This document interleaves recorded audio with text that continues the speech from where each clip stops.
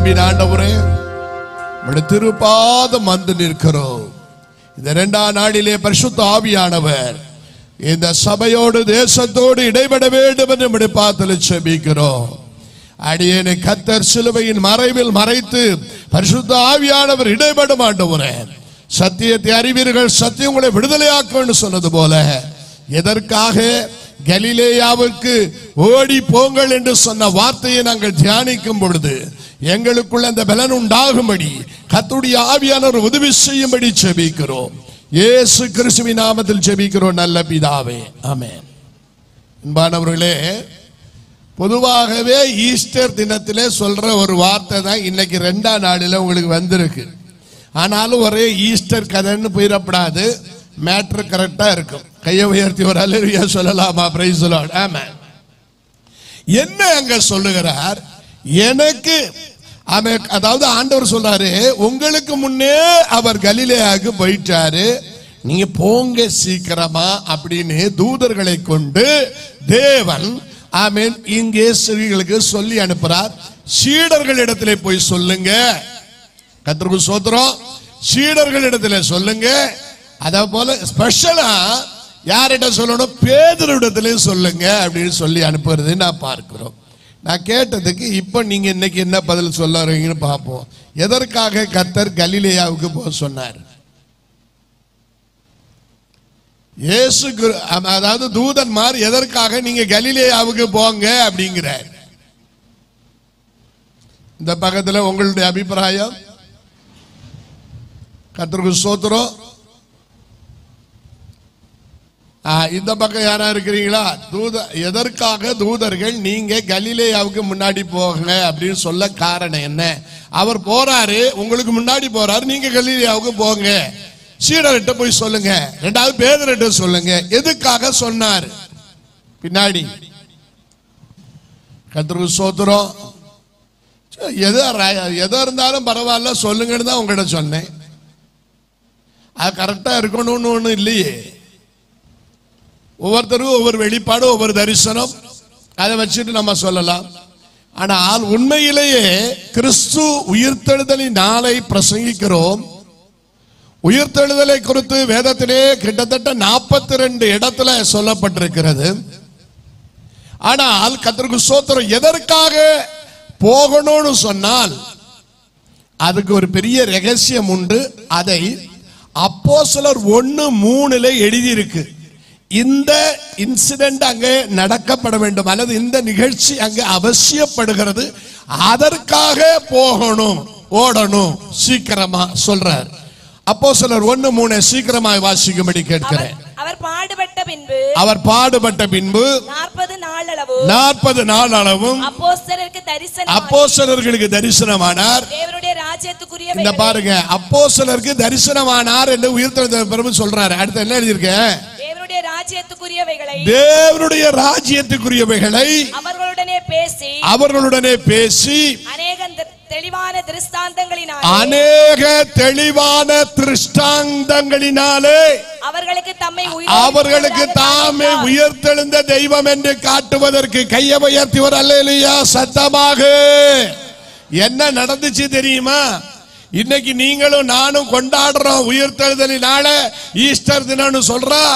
ஆமா, ஈஸ்டர் என்னன்னு ஒருத்தட்ட கேட்டா இன்னும் கொஞ்சம் பேர் சொல்ல அது ஒரு தேவதைக்கு பிறந்த நாள், ஆமே அதை வச்சுதான் ஈஸ்டர் கொண்டாடுறான்னு இவனுக்கு புத்தி பேதலிச்சு போச்சு.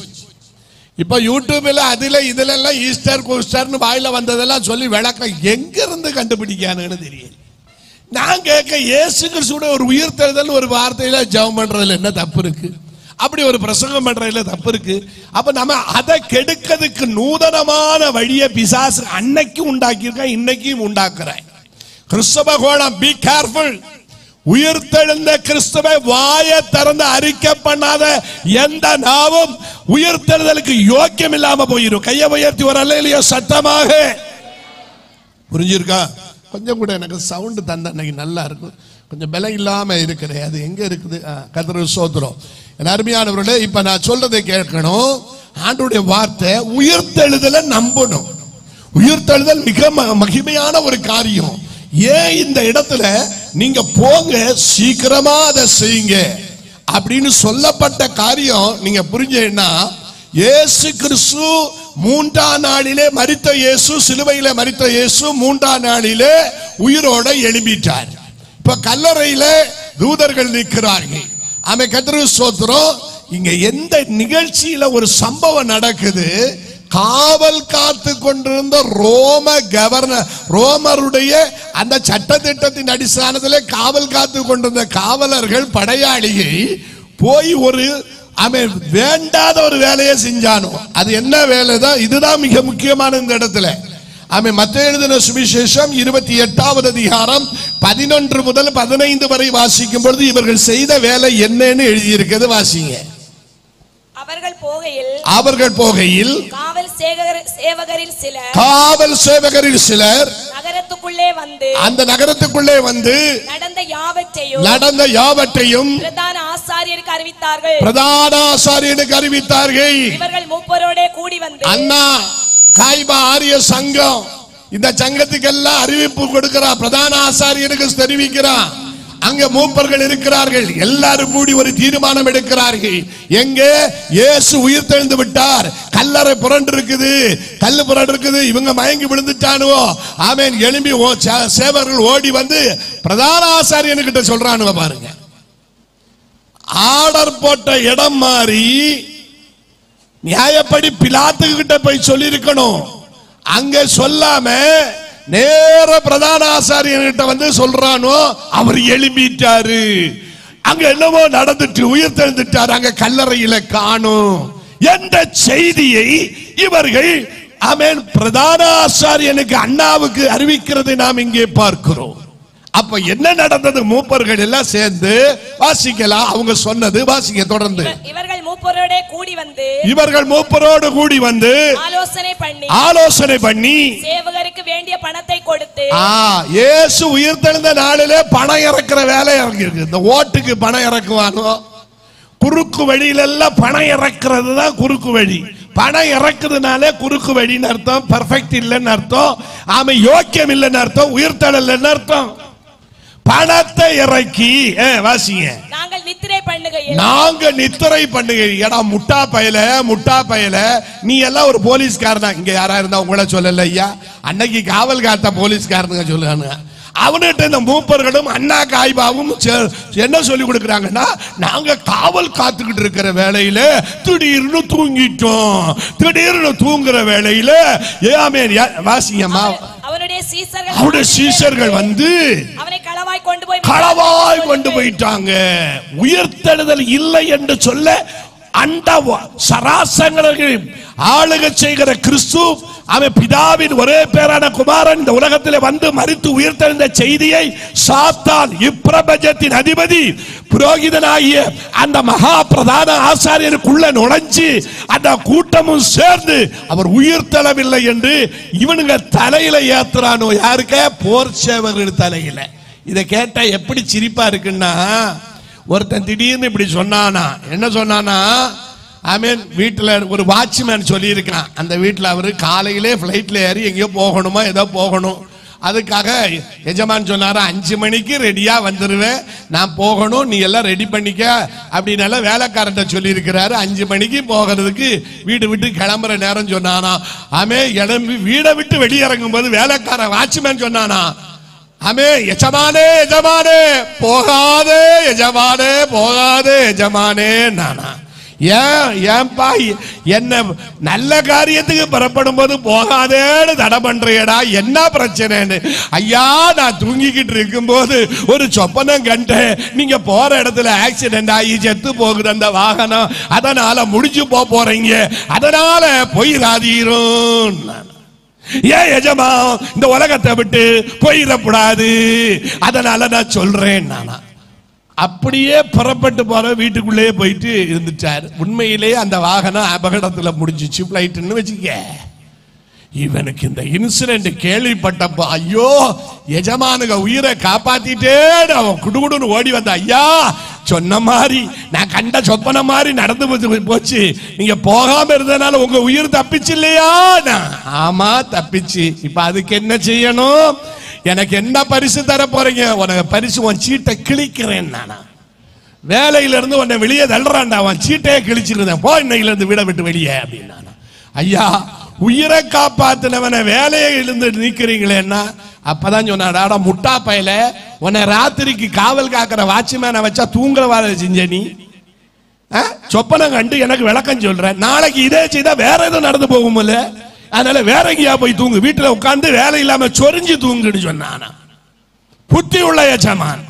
இந்த புத்தி கட்ட படை வீரர்கள் எல்லாம், சேவகர் எல்லாம் அந்த புத்தி கட்டவனுங்க அவன் வாக்கை கேட்டு நாங்க தூங்குற வேலையில திருடிட்டு போயிட்டோம்னா தான் தலையில மண்ணள்ளி போடுற திருட்டு கூட்டமால இருக்குது. என் அருமையான தேவனுடைய பிள்ளைகளே, நீ எந்த துரு உபதேசங்களை கிறிஸ்து உயிர்த்தெழுதலுக்கு விரோதமாய் எழுப்பினாலும், அந்த துரு உபதேசத்தை நீ உருவாக்கினாலும் அதெல்லாம் தகர்த்து முறியடிக்கிற கர்த்தர் ஒருவர் உயிரோடு எழுந்திருக்கிறார். கையை உயர்த்தி ஒரு அல்லேலூயா சொல்லலாமா? மிக பயங்கரமா இதை பரப்ப காரணம் என்னென்றால், யூதர்களுக்கு இடையில ஆமென் இந்த ஆசாரியர்களுக்கும் பிரதான ஆசாரியர்களுக்கும் கூட்டத்துக்கும் அடி விழுந்துரும். இயேசு உயிர்த்தெழுந்தார் என்ற செய்தி வெளியே வந்துச்சுன்னா யூதர்கள் கலவரமாகி அவன் இவர்களை தீர்த்து முடிச்சிருவான. அப்ப ஒரு தெய்வகுமாரனே அல்லது ஒரு மேசியாவை நீ கொன்னுட்டேன்னு சொல்ற லெவலுக்கு வந்துரும். மேற்ற மறைப்பதற்கு உயிர்த்தெழுந்த கிறிஸ்துவை அவன் உயிர் தெழவில்லை, திருடிக் கொண்டு போனார்கள் என்று ஒரு துருபதேசத்தை சாத்தான் இறக்கி விட்டதன் விளைவு அதை பைபிள்ல எழுதியிருக்கு. இந்நாள் வரைக்கும் அது வேலை செய்யுது. வாசிமாத வசனத்தை விட்டதிலிருந்து தேசாதிபதிக்கு கேள்வியானால் நாங்கள் அவரை சம்மதப்படுத்தி உங்களை தப்புவிப்போம் என்றார்கள். அவர்கள் பணத்தை வாங்கிக் கொண்டு தங்களுக்கு போதிக்கப்பட்டபடியே செய்தார்கள். இந்த பேச்சு நோட் தி பாயிண்ட். இந்த பேச்சு யூதருக்குள்ளே இந்நாள் வரைக்கும் சொல்லப்பட்டிருக்குதுன்னா யூதர்கள் மனம் திரும்ப விடாதபடி சாத்தானுடைய தந்திரமாய் மாறிற்று. இதை அறிந்துதான் தூதர்கள் சொன்னார்கள், வாயை பார்த்துட்டு இருக்கிற ஸ்திரீகளே பெறப்படுங்க, சீக்கிரமாய் பேதுரு வீட்டை போய் சொல்லுங்க, இதோ துருபதேசம் பயங்கரமாய் எழும்பிச்சு. ஒட்டுமொத்த எல்லா ஜனங்கள் மத்தியிலும் இயேசு உயிர்த்தெழவில்லை என்ற ஒரு பயங்கரமான சாத்தானுடைய ஒரு துருபதேசம் எழும்பிச்சு. அதை தடுக்கிறோம், அதை ஜெயிக்கணும். நீங்க கையை தட்டி கர்த்தரை மகிமைப்படுத்தலாமா? அதற்காகத்தான் ஓடுங்கன்னு சொல்றாரு. இன்னும் நல்லா புரிஞ்சுக்கங்க, கர்த்தர் இன்னைக்கு உயிர்த்தெழுதல் நாளில இந்த சத்தியம் மிக முக்கியமாய் சொல்ல வேண்டிய ஒரு காரியம். இப்போ இவங்களுக்கு தான் மண்டை கலந்து போச்சு, வேண்டாத வேலை செய்து இயேசு உயிர்த்தெழல அப்படின்னு சொன்னா ஆமென். கர்த்தர் சொல்றான வேதம் சொல்லுகிறது. ஆனால் இயேசு கிறிஸ்துவை அந்த இடத்துல அவன் பார்த்து அழுது கொண்டிருந்த மகதலேனா மரியாளுக்கு வாயில என்ன இருந்துச்சுன்னு பார்ப்போமே. வாசிப்போம். யோவான் 20வது அதிகாரம் 11வது வசனம். யோவான் 20:11. சீக்கிரமாக. மரியாள் கல்லறையின் அருகே வெளியே நின்று அழுது கொண்டிருந்தாள். அப்படி அழுது கொண்டிருக்கையில் அவள் குனிந்து கல்லறைக்குள்ளே பார்த்து இயேசுவின் சரீரம் வைக்கப்பட்டிருந்த இடத்திலே வெள்ளுடை தரித்தவராய் இரண்டு தூதர்கள் தலைமாட்டில் ஒருவரும் கால்மாட்டில் ஒருவருமாய் உட்கார்ந்திருக்கிறதை கண்டாள். அவளை நோக்கி, இப்ப மார்த்தாள் என்ன சொல்றார் சார், மகதலேனா மரியாள் என்ன சொல்றார் பாருங்க. அவரை நோக்கி, ஸ்திரீயே ஏன் அழுகிறேன்னு தூதர்கள் கேட்டபோது அதற்கு அவள் என் ஆண்டவனை எடுத்துக்கொண்டு போயிட்டாங்க, அவரை வைத்த உயிர்த்தெழுந்த தெய்வத்தை எடுத்துக்கொண்டு போயிட்டாங்கன்னு சொல்லுகிற ஆமென் ஒரு ஆவி இதோ இயேசு கிறிஸ்துவை அவன் நறுமண தைலத்தை பூச வந்தவனுக்கே தகுதி இருந்திருக்குது. நீ நறுமண தைலம் பூசுறதுக்கு வேற ஏதாவது பூசலாம். அவர்கள் செய்தது மகா பெரிய தவறு. உன்னை பூசன சொன்னாங்களே, யாராவது பாட்டில் எடுத்துட்டு வர சொன்னாங்களா? இயேசு கிறிஸ்து மரணத்திற்கு முந்தையே இந்த விஷயத்தை அவர் வெளிப்படுத்தி சொல்லுகிறதை நாம் வேதத்தில் பார்க்க முடிகிறது. இயேசு கிறிஸ்து என்ன சொன்னார் என்ற சத்தியத்தை நீங்கள் கவனிக்க வேண்டும். என் அருமையான தேவனுடைய பிள்ளைகளே, ஆமென். இயேசு மரணத்துக்கு முந்திக் கொண்டால் ஒருத்தின்னு சொல்லி 300 பணம் நறுமண தைலத்தை கொண்டு வந்து 300 பணம் கொண்டு வந்து 300 பணத்துக்கு வித்திருக்கலாமே என்று சொன்ன அந்த நறுமண தைல கதை பைபிள்ல வாசிக்கிறோம். அல்லேலூயா, கர்த்தருக்கு ஸ்தோத்திரம். என் அருமையான தேவனுடைய பிள்ளைகளே, ஜெபத்தோடு மற்றுள்ளவர்களுக்கு நீங்க உட்கார இடம் கொடுங்க. கெஸ்ட் வந்தாங்கன்னா அவங்களுக்கு உட்கார விசுவாசிகள் அரேஞ்ச்மெண்ட் பண்ணுங்க. கர்த்தருக்கு ஸ்தோத்திரம். ஆமென். எனக்கு பிரசங்கம் அங்க திரும்புது. கர்த்தருக்கு மகிமை உண்டாகட்டும். இங்க நல்லா கவனிக்க வேண்டும். ஆமென். கர்த்தருடைய வார்த்தை ஜெபத்தோடு நீங்க கவனிக்கணும். அப்போ நறுமண தைலம் அன்று பூசப்படும் போது இயேசு என்ன சொன்னாரு?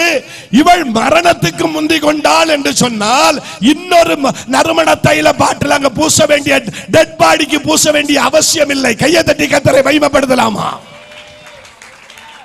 ஆகவே அந்த உனக்கு நறுமண தைலமும் உன் குந்துலிங்கமும் உன் சாம்பிராணியும் இன்னைக்கு இறக்கி வச்சு உயிர்த்தெழுந்த கிறிஸ்துவை ஆராதித்தல் தான் உனக்கு வேலையா இருக்கணுமே ஒழிய, ஆமென், இன்னும் மெழுகுத்திரி வைப்பு, குந்துலிங்கம் வைக்கிறது, புகைக்கிறது, சாம்பிராணி வைக்கிறது, ஆமென், சோத்திரம், இவைகள் எல்லாம் உயிர்த்தெழுந்த விரோதமான கிரியைகள் என்பதை உணர்கணும். அது அப்படி உள்ளவர்கள் தான் அழுது கொண்டிருக்க மகதலேனா மரியாள், ஆமென், ஆசாரியனும் அந்த கூட்டமும் இயேசு உயிர்த்தெழவில்லை என்று ஒரு துருபதேசம் பரப்பும் போது மகதலேனா மரியாளோ இயேசுவை தேடுறா, சரீரத்தை தேடுறான்னா இன்னும் அவளுக்குள்ள சரியான மெச்சூரிட்டி வெளிப்படவில்லை. உயிர்த்தெழுந்த கிறிஸ்துவுடைய மகிமை அவள் கண்களுக்கு தெரியல. காட்டி கொடுக்கத்தான் இயேசு தோட்டக்காரனை போல காட்சி அளித்து, தோட்டக்காரன் நீர் எடுத்தது உண்டாலோ என்று கேட்டபோது, ஆமென், அவளுக்கு மரியாளே ரபூனின்னு சொல்லி கிறிஸ்து உயிர்த்தெழுந்த தரிசனத்தை காண்பித்து கொடுத்தார். கைகளை தட்டி கர்த்தரை மகிமைப்படுத்தலாமா? ரத்தம் ஜெயம், ரத்தம் ஜெயம், ரத்தம் ஜெயம், ரத்தம் ஜெயம், ரத்தம் ஜெயம். முன்னாடி எல்லாம் பிரசங்கமா இருந்தது, பாட்டு பாட்டா இருந்தது. இன்னைக்கு எவன் பாட்டா ஒழுங்கா பாடுறா? எவனுக்கு ஆவிக்குரிய பாட்டு இருக்குது? யார் ஆவிக்குரிய பாட்டுகளை எழுதுறா? நான் இந்த பிரசங்கத்தை ப்ரிப்பேர் பண்ணும்போது எனக்கு ஒரு அருமையான பாட்டு ஞாபகம் வந்தது. உயிர்த்தெழுதல் பாட்டு. என்ன தெரியுமா? எல்லாருக்கும் தெரியும். பாடலாமா? கீதம் கீதம் ஜெய ஜெய கீதம் கைகொட்டி எல்லாம் கையை தட்டி உற்சாகமா பாடுவோம். கீதம் கீதம் ஜெய ஜெய கீதம் கைகொட்டி பாடிடுவோம்.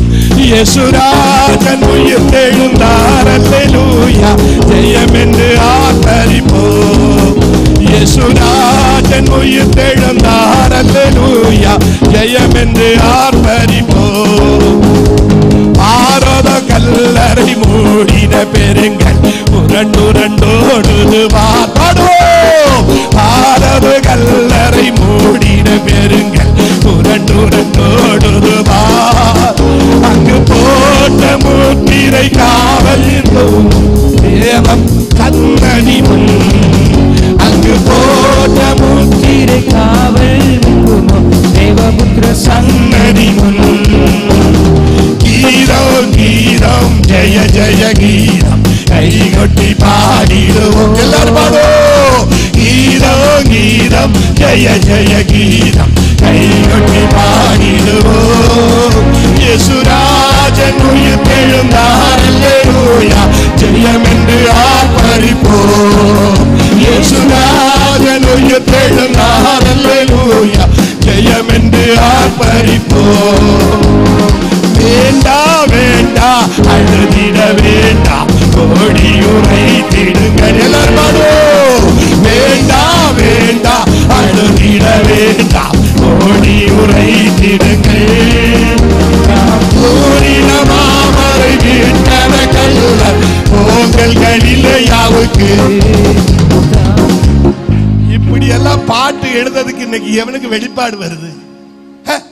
உயிர்த்தெழுந்த தெய்வத்தை உயிர் உள்ளவனா ஆராதிக்கிறதுக்கு பதிலு, அத சத்திய பிரசங்கிக்கப்படுறது பதிலு எல்லாம் மாறிச்சு. ஏசு எழுந்துட்டாரு. 4 மணிக்கு அவன் சத்தம் போட்டுட்டு போறான். ஏன் சபைக்கு பேர்ல ஏசு எழுந்து விட்டார். ஏசு எங்கடா எழுந்துட்டு போனாரு? எதற்காக உன்னை கலிலேயாவுக்கு போக சொன்னார்? இயேசு கிறிஸ்து உயிர்த்தெழுந்த கல்லறை டு கலிலேயா 80 மைல் தூரம். இந்த 80 மைல் தூரத்துல நீ எப்படி சீக்கிரமா ஓடணும்? ஓடிக்க. செய்ய வேண்டிய சீக்கிரமா போய் செய். சீடர்களுக்கு சொல்லு.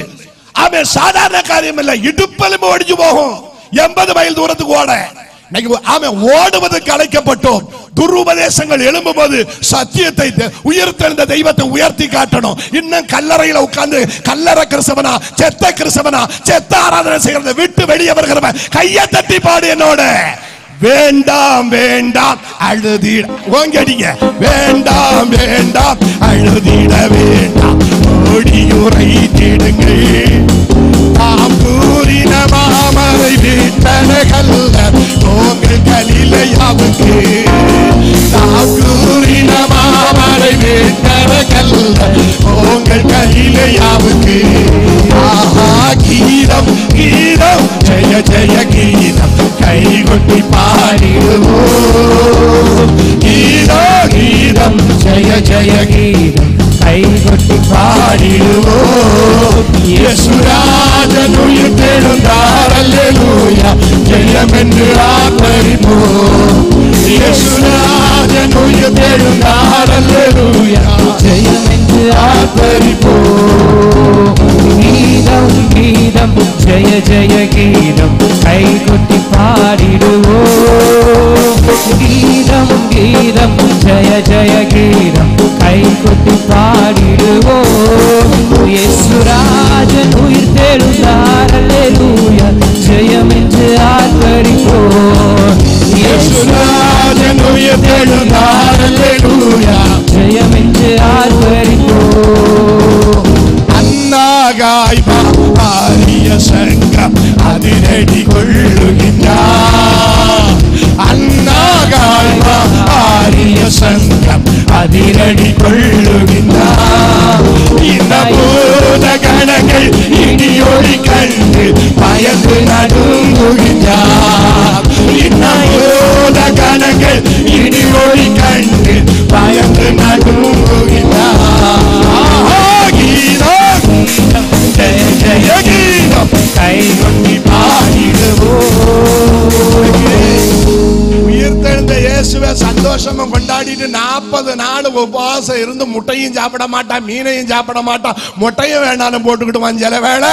ஆமென். அந்த உயிர்த்தெழுந்த நாளில் ஒரு குப்பி பாட்டிலோட மற்ற தைல பாட்டிலோட வந்தவளை வியாயமாந்து போனவ ஏற்கனவே பாட்டில ஆமென் ஆண்டவர் காணிச்சிட்டும் அவள் முந்திக் கொண்டாள் என்று சொல்லி முட்டா கூட்டமே, நீ மீண்டும் பாட்டிலும் கையும் அலையிற, இவனும் பாட்டிலும் கையும் அலைய. ரெண்டு ஒரே குறிப்பு தானே. புத்தி கட்ட ஆராதனையும் செத்த ஆராதனையும் ஒண்ணு தானே. ஆராதனை என்ன அர்த்தம்? பாட்டில இன்னைக்கு தூர போடு. மலையாளத்தில் പറഞ്ഞ നിന്റെ കുപ്പിയെ പുറത്തിറങ്ങി பாட்டிலும் கையும் அலையே. ஆமென். உயிர்த்தெழுந்த இயேசு தீர்க்கதரிசனம் நிறைவேற உயிர்த்தெழுந்தவர். உயிர்த்தெழுந்த இயேசுவே கலிலேயரே, கலிலேயாவில் நீ சந்திக்க ஓடு. அதுதான் உன்னுடைய உபதேசம். இந்த 3 நாள் கலிலேயாவின் மகத்துவத்தை தான் உங்களோடு பிரசங்கிப்பேன்னு சொன்னேன். என்னுடைய வார்த்தைகளை ஜெபத்தோடு கவனிக்கணும். ஆமென். கர்த்தருக்கு ஸ்தோத்திரம். மேட்ரு தெரியாம இவ கடந்து அழுது கொண்டிருக்கிறா. அந்த அழுகையை விடுறவங்க என்னோட சேர்ந்து ஒரு கவி கூடாத பாடுவோம். இன்னையோட உயிர் உள்ள இயேசு ஆராதிக்கிறதுக்கு உணர்வோம். அதான் உயிர்த்தெழுதல். அன்னைக்கு நம்ம எல்லா சபைகள்லையும் தேசத்திலையும் உயிர்த்தெழுந்த சந்தோஷம் கொண்டாடுற அன்னைக்கு உயிர்த்தெழுந்த அன்னைக்கு ஒட்டுமொத்த உயிர்த்தெழுதல் இல்லை என்று சாத்தான் ஆமென் மொத்தம் அவன் துருபதேசம் பரப்பி இருக்கும்போது ஓடி ஓடி நடந்த கிறிஸ்துவுடைய திருஷ்டாந்தங்கள், உயிர்த்தெழுந்ததின் திருஷ்டாந்தங்களே 40 நாட்கள் ஆமென் அவர் நடத்த வேண்டிய கதி வந்தது. லிசன். உயிர்த்தெழுந்த இயேசுவை ஒழுங்கா இருந்தா ஒத்த நாளில் அவர் செய்திருக்கலாம். கையை தட்டி கர்த்தரை மகிமைப்படுத்தலாமா? 40 நாட்கள் அவர் அதை செய்த அடையாளங்களை காட்ட வேண்டிய கதி வந்தது. திருப்பி வாரு. பழைய ஏற்பாட்டில் 40 நாட்கள் நடந்து போக வேண்டிய கானான் தேசத்துக்குள்ள 40 வருஷம் போய் நாசமாயிட்டான். அந்த நாசம் வராதிருக்கத்தான் தூதர்கள் சொன்னார்கள், ஓடுங்க ஸ்ரீகளே, சீக்கிரமா போங்க, துருபதேசம் எழுப்பிட்டு சாத்தான் பயங்கரமா நிற்கிறான், உயிர்த்தெழுந்த இயேசுவை உயர்த்தி காட்ட ஓடுங்கள். கையை தட்டி வேண்டாம் வேண்டாம் அழுதிட வேண்டாம், ஓடி உரைத்திடுவோம். ஆமென். வேண்டாம் வேண்டாம் அழுதிட வேண்டாம், ஓடி உரைத்திடுவோம். நாம் கூறின மாமரை விட்டத கல்லறை போங்கள் கலிலேயாவுக்கு. நாம் கூறின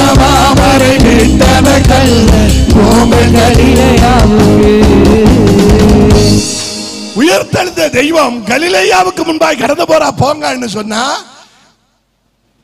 தைல பாட்டலோட வந்தவ கெதி இப்படி. சரி, கூட அந்த சீடர்களுக்கு கெதி என்ன? எம்மா ஊர் சீடனுங்க கெதி. அன்னைக்கு நடந்ததை வாசிங்க. ஆமே, வாசிப்போம். லூக்கா எழுதின சுவிசேஷம் 24வது அதிகாரம், ஆமே 25. சீக்கிரமாய் வாசிங்க. அப்பொழுது அவர் அவர்களை நோக்கி, தீர்க்கதரிசிகள் சொன்ன யாவையோ. எம்மா ஊர் சீடர்கள் இயேசு அப்புறம் போகிறவரா கூட நடந்து போறாரு. மேட்டரே தெரியாது. உயிர்த்தெழுந்த இயேசு கூட வந்திருக்கிறார். இது வழிபோக்கன்னு நினைச்சு இவங்க பார்த்துக்கிட்டே வராங்க. அப்ப இயேசு கேட்காரு, என்ன மேட்ரு? நீங்க ஒரு மாதிரி துக்க முகத்தோட போறீங்களே. உயிர்த்தெழுந்த இயேசுவை உயர்த்தி காட்டுறதுக்கு பதில் என்ன நடக்கு பாருங்க. துக்க முகத்தோட போறீங்களே, என்ன நடந்துச்சு? மேட்ரு தெரியாத அவனுக்கு. ஐயோ, இப்ப எருசலேம்ல முக்கியமான மேட்ரு, பயங்கரமான தேவன். ஆமென். ஒருத்தர் வந்துட்டாரு, பயங்கர எழுப்புதலை உண்டு பண்ணினார். அவர் யூதர்களை மீட்டு ரட்சிப்பார் நினைச்சான். அதுக்கு யூதாசுக்கு பதில் பரபாசு வந்த மாதிரியா இயேசுவை கணக்கு போட்டு பேசிட்டு இருக்கேன். பரபாசு யூதர்களுக்கு மீட்பு வரும் என்று சொல்லித்தான் அவர் காத்திருந்தான். யூதர்களுக்கு ஒரு மீட்பு வரும், அவன் மேசியா, அவன் இவரால் தான் இந்த மீட்பு வரும் என்றெல்லாம் நினைச்சு நாங்க காத்துக்கிட்டு இருந்தோம். திடீர்னு ஆமென் அண்ணா குரூப்பு, அந்த மகாபிரதான ஆசாரிய குரூப் அந்த மனுஷனை அவ்வளவு அற்புத அடையாளங்கள் செஞ்ச மனுஷனை அடிச்சு சிறுவையில கொடுத்து அவர் மரித்து போனாரு. இப்படி சுவிசேஷம் சொன்னா எவன்டா ரசிக்கப்படுவான்? முட்டா பயலன். இயேசு முதல் நாள் அப்போஸ்தலர் அங்க போன சீடர்களை எப்படி கூப்பிட்டாரு? மந்த இருதயம் உள்ளவர்களே கூப்பிட்டாரு பாருங்க. உங்களை எப்படி கூப்பிடுறது? உயிர்த்தெழுதல பிரசங்கம் பண்ண தெரியாதவனை முட்டா பயலன் தான் சொல்லணும். மந்த இருதயம் உள்ளவர்களே, ஆசிமா சத்தமா, கிறிஸ்து விதமாய் பாடுபடவும், கிறிஸ்து விதமாய் பாடுபடவும், நமது மகிமையில் பிரவேசிக்கவும் வேண்டியது இல்லையா என்று சொல்லி மோசே முதலிய சகல தீர்க்கதரிசிகளும் எழுதின வேத வாக்கியங்கள் எல்லாவற்றிலும் தம்மை குறித்து சொல்லியவைகளை அவர்களுக்கு விவரித்து காண்பித்தார். அத்தருணத்தில் நாங்கள் போகிற கிராமத்துக்கு சமீபமானார்கள். ஆமா, எப்ப எங்க கூட தங்குங்கன்னு சொன்ன போது இயேசு யாருன்னு காட்டி கொடுத்துட்டு போறதுக்கு அங்க 30வது வசனம் வாசிங்க. அப்பொழுது அவர் அப்புறம் போகிறவர் போல 30வது வசனம் தானே. அவர்களோடு அவர் பந்திருக்கையில் அவர் அப்பத்தை எடுத்து ஆசீர்வதித்து அதை பிட்டு அவர்களுக்கு கொடுத்தார். அப்பொழுது அவர்களுடைய கண்கள் திறக்கப்பட்டு, சிலவனுக்கு அப்பம் மீண்டும் பிட்டாதான் அவனுக்கு கண்ணு திறக்கும். கையை தட்டுங்க.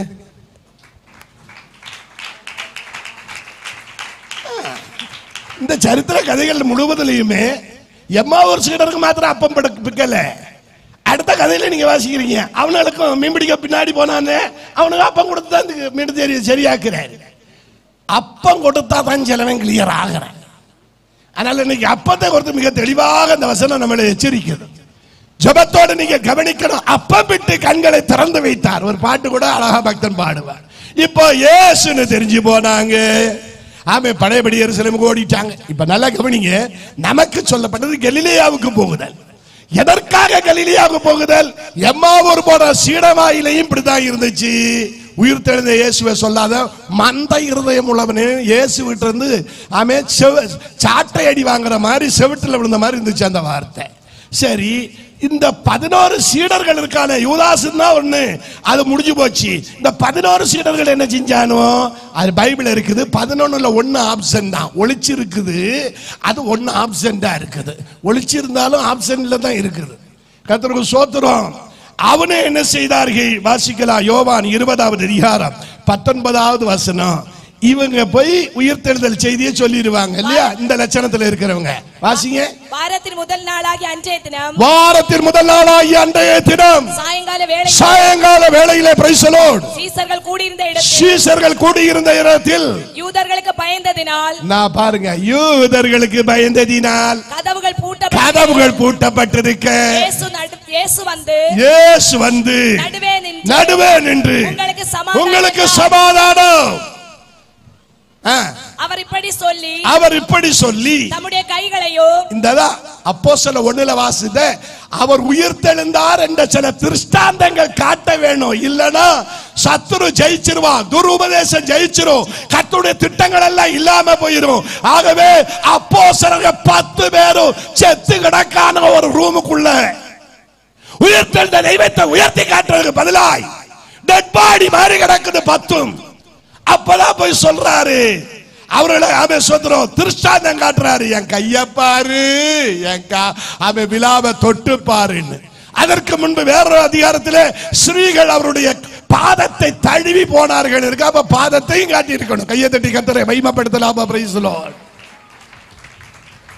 அவருடைய சிலுவையின் பாடு மரணங்கள் அத விழாவின் பாடுகளை காட்டி கொடுக்கிறாரு. பாருங்கடா, பாருங்க, உயிர்த்தெழுந்திருக்கிறேன். கர்த்தருக்கு ஸ்தோத்திரம். அதுல ஒருத்தன் தோமான்னு ஒருத்தன் ஆப்சென்ட், அவன் இல்ல. அவனுக்கு வேண்டி மீண்டும் 8 நாளைக்கு பின்பு அவர் தேடி வந்தார்னு சொல்லி பைபிள்ல வாசிக்கிறோம். 22வது வசனம் வாசிமா. அவர்கள் மேல் ஊதி பரிசுத்த ஆவி இவர்களுக்கு கொடுக்கிறாரு. திருச்சாந்தத்தில் பரிசுத்த ஆவி அவர்களுக்கு கொடுத்து அவர்கள் பயத்தின் ஆவி மாறணும்னா பரிசுத்த ஆவி வேணும். கையை உயர்த்தி எல்லா பக்கத்துல உள்ளவங்க கூட சொல்லு, பயத்தின் ஆவி ஒன்றை விட்டு போகணும்னா பரிசுத்த ஆவி வரணும். ஆமா, பரிசுத்த ஆவி இல்லைன்னா உனக்கு பயத்தின் ஆவி இருக்குன்னு அர்த்தம்.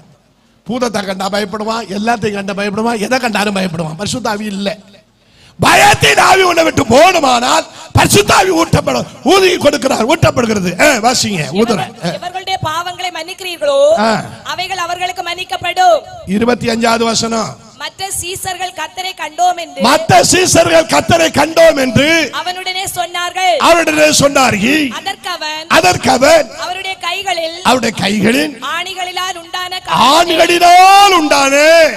காயத்தை நான் கண்டு. முதல்ல இவர் பார்க்கணுமா? விசுவாசம் போற போக்கு, தோமாவுக்கு போக்கு. நான் முதல்ல காயத்தை பார்க்கணும். சும்மா கண்ட இடத்துல ஒண்ணும் விட மாட்டேன். காயத்தை பார்த்து அந்த காயத்துல ஒரு குத்து குத்தி வெந்த புண்ணுல வேலு நுழைய வைக்கிறது. அப்படிப்பட்ட நல்ல உத்தமர்கள் எல்லாம் ஒரு அல்லேலியா சொல்லுங்க. அடுத்தவனுக்கு வெந்த புண்ணுல வேலு நுழைய வைக்கிறது எனக்கு ரொம்ப ரொம்ப பிரில்லியண்டாகவே இருக்கிறீங்க. என்ன மாமூட்டு கடை, சரியான கடை தான். ஆமென். பேரு தான் மாமூட்டு கடை, நாங்கெல்லாம் கரெக்டா தான் இருக்கோம். கையை தட்டி கர்த்தரை மகிமைப்படுத்தலாமா? Praise the Lord.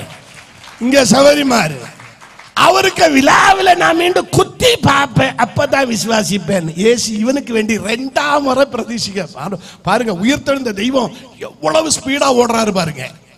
40 நாள்ல போக வேண்டியது 40 வருஷத்துக்கு தள்ளப்பட்டால் எவ்வளவு பெரிய இதாயிரும். இதை அறிந்துதான் தேவன் இதை ஸ்பீடா தூதர்கள் சொல்லிவிட்டது. சீக்கிரமா போ, ஓடு, கலிலேயாவுக்கு போ, அவருடைய ஊழியத்தில் நிறைவேறுதல் அங்கதான்.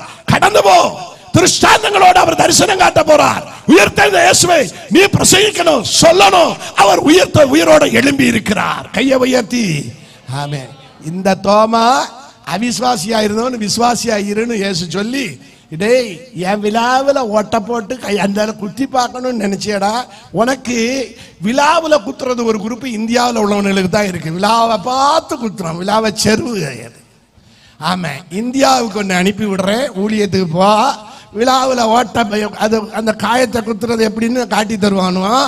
அதுவும் அங்கே இந்தியாவில் எல்லா கோவாக்காரன்லாம் காட்ட மாட்டான், கேரளாக்காரன் காட்ட மாட்டான், கன்னியாகுமரிக்காரன் மாட்டான். தமிழ்நாட்டுக்காரன்ல மறக்காத ஒருத்தன் பரங்கி மலையில் உனக்காக வெயிட்டிங்கில் இருக்கான்.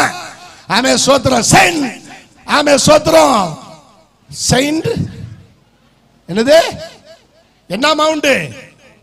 தாமஸ் மவுண்ட், பரங்கி மலை. தமிழில் ட்ரெயின்ல இருக்குது. ஆகவே அங்க ஒருத்தன் அதே ஈட்டியோட இவனை குத்ததுக்கு ரெடியாகி அதற்கு விசுவாசத்தில் ஜெயிச்சு காண்பித்தான். தோமாவுடைய அவிசுவாசம் நீங்கி விசுவாசித்தான். கையை தட்டி கர்த்தரை மகிமைப்படுத்தலாம். அதனாலதான் இவ்வளவு உயிரை கொடுக்கிறதுக்கு தோமா இறங்கி வந்தான். என் அருமையான தேவனுடைய பிள்ளைகளே, திருஷ்டாந்தங்களை உயிர்த்தெழுந்த இயேசுவின் திருஷ்டாந்தங்கள் உனக்காக எனக்காக காட்டப்படுறது. உயிர் உள்ள தெய்வத்தை உயிரோடு ஆராதிக்க, செத்த ஆராதனை செய்யல. ரட்சிக்கப்படணும், ஞானஸ்நானம் எடுக்கணும், அபிஷேகம் வரணும், பரிசுத்த ஆவியின் அபிஷேகம் வரணும். ஆமென். பிதா குமார பரிசுத்தாவி நாமத்தில் ஞான ஸ்நான மூழ்கி ஸ்நானம் எடுத்து அவருக்குள்ள ஜீவிக்கத்தான் ஓடி ஓடி செய்ய வேண்டிய ஊழியத்தின் மகிமை. ஆகவேதான் அப்போஸ்தலனாகிய பவுல் ஆமென் ஸ்தோத்திரம் எபேசியருக்கு எழுதின நிருபத்தில் நம்ம பார்க்கிறோம். 12வது அதிகாரம் 28வது வசனம் வாசிங்க. எபேசியர் 12:28 என்ன இந்த மாமூட்டு கடைக்கு சொல்லுது வாசிங்க. சாரி, எபிரேயர் 12:28. எபிரேயர் 12 சீக்கிரமாக. ஆதலால் அசைவில்லாத ராஜ்யத்தை பெறுகிறவர்களாகிய நாம். ஆதலால் கொஞ்சம் கூட ஸ்ட்ராங்கா வாசிக்கணும். ஆதலால் பரவாயில்ல தங்கச்சி, வாழ்த்துக்கள். ஆமா, நான் போற இடங்கள் எல்லாம் பெரிய ஊழியக்காரங்க மனைவி மாதிரி தான் இருப்பாங்க. ஐயா, நாங்க 8ஆம் கிளாஸ் 7ஆம் கிளாஸ் படிக்கும் போதே உங்களுக்கு வாசித்து வாசித்து வந்தவங்க இன்னைக்கு ஆமே அன்னைக்கு தந்த அறுப்பு தான் எங்களை பலப்படுத்தி இருக்குதுன்னு ஆமே சோத்துறோம். ஆமே சத்தம் போட்டுருவீங்க, கிட்டுக்கிட்டுன்னு இருக்கும் எங்களுக்கு வாசிக்கிறதுக்குன்னு. இப்பவும் பயப்பட வேண்டாம், நீங்க நல்ல தைரியசாலி தான். ஐக்க இப்படி வச்சு வாசிங்க. ஆதலால் அசைவில்லாத ராஜ்யத்தை பெறுகிறவர்களாகிய நீங்கள் பயத்தோடும் பக்தியோடும் தேவனுக்கு பிரியமாய் ஆராதனை செய்யணும். அந்த ஆமா பிரியமாய் ஆராதனை செய்ய கிருபையை பற்றி கொள்ளணும். விசுவாசம் உள்ளவன் கையை தட்டி கர்த்தரை மகிமைப்படுத்தலாம். ஆமே, புத்தியுள்ள ஆராதனை செய்ய கிருபையை பற்றி கொள்ளணும். இன்னும் அடுத்த ஒரு வசனம் வாசிங்க, அதுக்கு அடுத்த அதிகாரம் 13வது வசனம். அப்ப பயத்தோடும் பக்தியோடும் ஆராதனை செய்யணும். செத்த ஆராதனை இல்ல, கல்லறையில கிடக்கிறது இல்ல, அழ வேண்டியது இல்ல, ஓடி உரைக்கணும். ஆமென். இந்த திட்டங்கள் அண்ணா காய்பா ஆரிய சங்கத்துடைய உபதேசங்களை விட்டு வெளியிறங்கணும். தேவ சித்தம் செய்தால் எதற்காக நம்ம ஓடணும்? ஆண்டவரும் எருசலேமில் இப்ப இல்ல. அதுதான் பவுல் சொல்றாரு எபிரேயருக்கு எழுதின நிருபத்துல. அவர் எருசலேமுக்கு வெளியே போயிட்டாரு. வாசிங்க. ஆகையால் நாம் அவருடைய நிந்தையை சுமந்து பாளையத்துக்கு எருசலேமுக்கு புறம்பே அவரிடத்திற்கு புறப்பட்டு போக கடவோம். நானும் எருசலேமுக்கு போயிருக்கேன். ஏசு எங்கெல்லாம் பாடுபட்டாரு நின்னாரெல்லாம் பார்த்தேன். பரவாயில்ல, அதெல்லாம் பார்த்து ஆனால் நம்ம ஆட்கள் ஆர்சிக்காரன் தான் முழுசு அங்கே ஆளுகை செய்யுங்க. அதுக்கு நாங்கள் இருந்த ஆர்சி கோயிலுக்கே போயிருக்கலாம். கேட்டால் ஹோலி லேண்டுங்க. இன்னும் சில இடத்துல ஹோலி லேண்டிலேருந்து தண்ணி கொண்டு வந்தேன். யோர்தான்லேருந்து தண்ணி விற்கிறான் சில பாஸ்டர்ஸ். அவனுக்கு தலைக்கு என்ன மூளை வேலை செய்யுதுன்னு தெரியல. ஜோர்தான் என்றால் அதுக்கு அர்த்தம் மரணம்னு அர்த்தம். மரண நதி. ஞானம் யோர்தானில் ஞானஸ்நானம் என்ன கூட்டிட்டு போனவர் சொன்னார், ஐயா ஒரு மிங்கிள் காங்கிரிகேஷனுக்கு ஞானஸ்நானம் கொடுக்கணும், ரெடியானு. அவனுக்கும் கொடுக்க நாங்கள் அதுக்கு தானே அபிஷேகம் பண்ணப்பட்டிருக்கோம். ஆமா சொல்லலாம். ஆப்பிரிக்கானுக்கு ஆப்பிரிக்காக்காரி, சவுத் ஆப்பிரிக்கா, வேற 2-3 நாடு, இந்தியாவும் இருந்தது. கர்த்தருக்கு ஸ்தோத்திரம். ஆமென். எல்லா பிலிப்பினோ குரூப்புக்கு எல்லாம் கொடுக்கிறதுக்கு கர்த்தர் பலம் தந்தாரு. அதனால யோர்தான்ல முங்குனாதான் உன் பாவம் போகும்னு அர்த்தம் இல்ல. யோர்தான்ல தண்ணியை குடிச்சாதான் உனக்கு பரிசுத்தம் வரும்னு அர்த்தம் இல்ல. தெளிவா புரிஞ்சுக்கணும். திருவசனத்தின் அடிസ്ഥാനத்துல கிறிஸ்து எருசலேமே அந்த பாளையத்தின் புறம்பே அவரே போயிட்டாரு. ஆமென். இப்பொழுது எருசலேம் அடிமைகளாய் அது ஆக்கப்பட்டிருக்கிறது. நாம் சுயாதீனம் உள்ளவர்களாக புத்தியுள்ள ஆராதனை செய்வதற்கு இன்னும் கல்லறையில் அழுகிற செத்த கிறிஸ்தவனாய் இல்லாம ஜீவனுள்ள கிறிஸ்தவனாய் இருக்கிறவர்கள் கைகளை தட்டி பாடணும், கைகளை தட்டி ஸ்தோத்திரம் சொல்லணும். ஆகவே அந்த பாடுகளை அனுபவிக்க அவன் எருசலேமுக்கு புறமே வந்துட்டாரு. வாசிமா. நிலையான நகரம் நமக்கு இங்கே இல்ல, வரப்போகிறதை நாடுகிறோம், நாடி தேடுகிறோம். ஆகையால் அவருடைய நாமத்தை குறிக்கும் உதடுகளின் கனியாகிய ஸ்தோத்திர பலியை அவர் மூலமாய் எப்போதும் தேவனுக்கு செலுத்த கடவுள். இது ஒரு பெந்தகோஸ்த அனுபவம் உள்ள சபையில பிரசங்கிக்க வேண்டிய சத்தியம். இது ஒரு அனுபவம் உள்ள பரிசுத்தவான் கேட்டின சபை. அதனால நாளைக்கு செட்கைன் கம்மிங்க பேசுவேன். கையை தட்டி கர்த்தரை மகிமைப்படுத்தலாமா? பிரைஸ் சொல்லுவோம். ஹalleluya. சத்தமா ஹalleluya சொல்லுங்க. இப்போ உங்க வாயில ஸ்தோத்திரம் வருதா, ஓத்திரம் வருதா? ஸ்தோத்திரம் வருதான்னு என்ன? முன்னாடி பாட்டுல எல்லாம் ஸ்தோத்திரம் எப்படி பாட்டு பாடுவாங்கன்னா, என்னில் அடங்கா ஸ்தோத்திரம் தேவா என்று நான் பாடுவேன். பாட்டு நான் மாத்திரம் பாடியிருந்தேன். நீ பாடுறேன்னா பிறகு நான் உன்னை மைக்கு தந்து பிரசங்கம் பண்ணுன்னு சொல்லிடுவேன். அந்த பாடும்போது தான் கொஞ்சம் பலம் வரும். என்னில் அடங்கா ஸ்தோத்திரம் தேவா என்றென்றும் நான் பாடுவேன் இந்நாள் வரை. அப்ப எண்ணில் அடங்கா ஸ்தோத்திரம் சிலப்ப பாட சொல்லுவேன், பாடணும். அதனால அரண்டு போயிடாத. நல்ல பிள்ளைங்க, கர்த்தருக்கு ஸ்தோத்திரம். என் அருமையான தேவனுடைய பிள்ளைகளே, அப்ப என்ன எண்ணிலடங்கா ஸ்தோத்திரம். அதுக்கு முன்னாடி ஒரு பாட்டு பண்ணாங்க, கோடா கோடி ஸ்தோத்திரம் பாடி கிறிஸ்துவின் அன்பை ருசி போமே. கைய கொண்டதால கைய வச்சுதான் வந்திருக்கேன். ஓகே, கைய தட்டு. வருஷத்துக்கு ஒரு ஜெனரல் கன்வென்ஷன், ஆனுவல் கன்வென்ஷன், கைய தட்டு.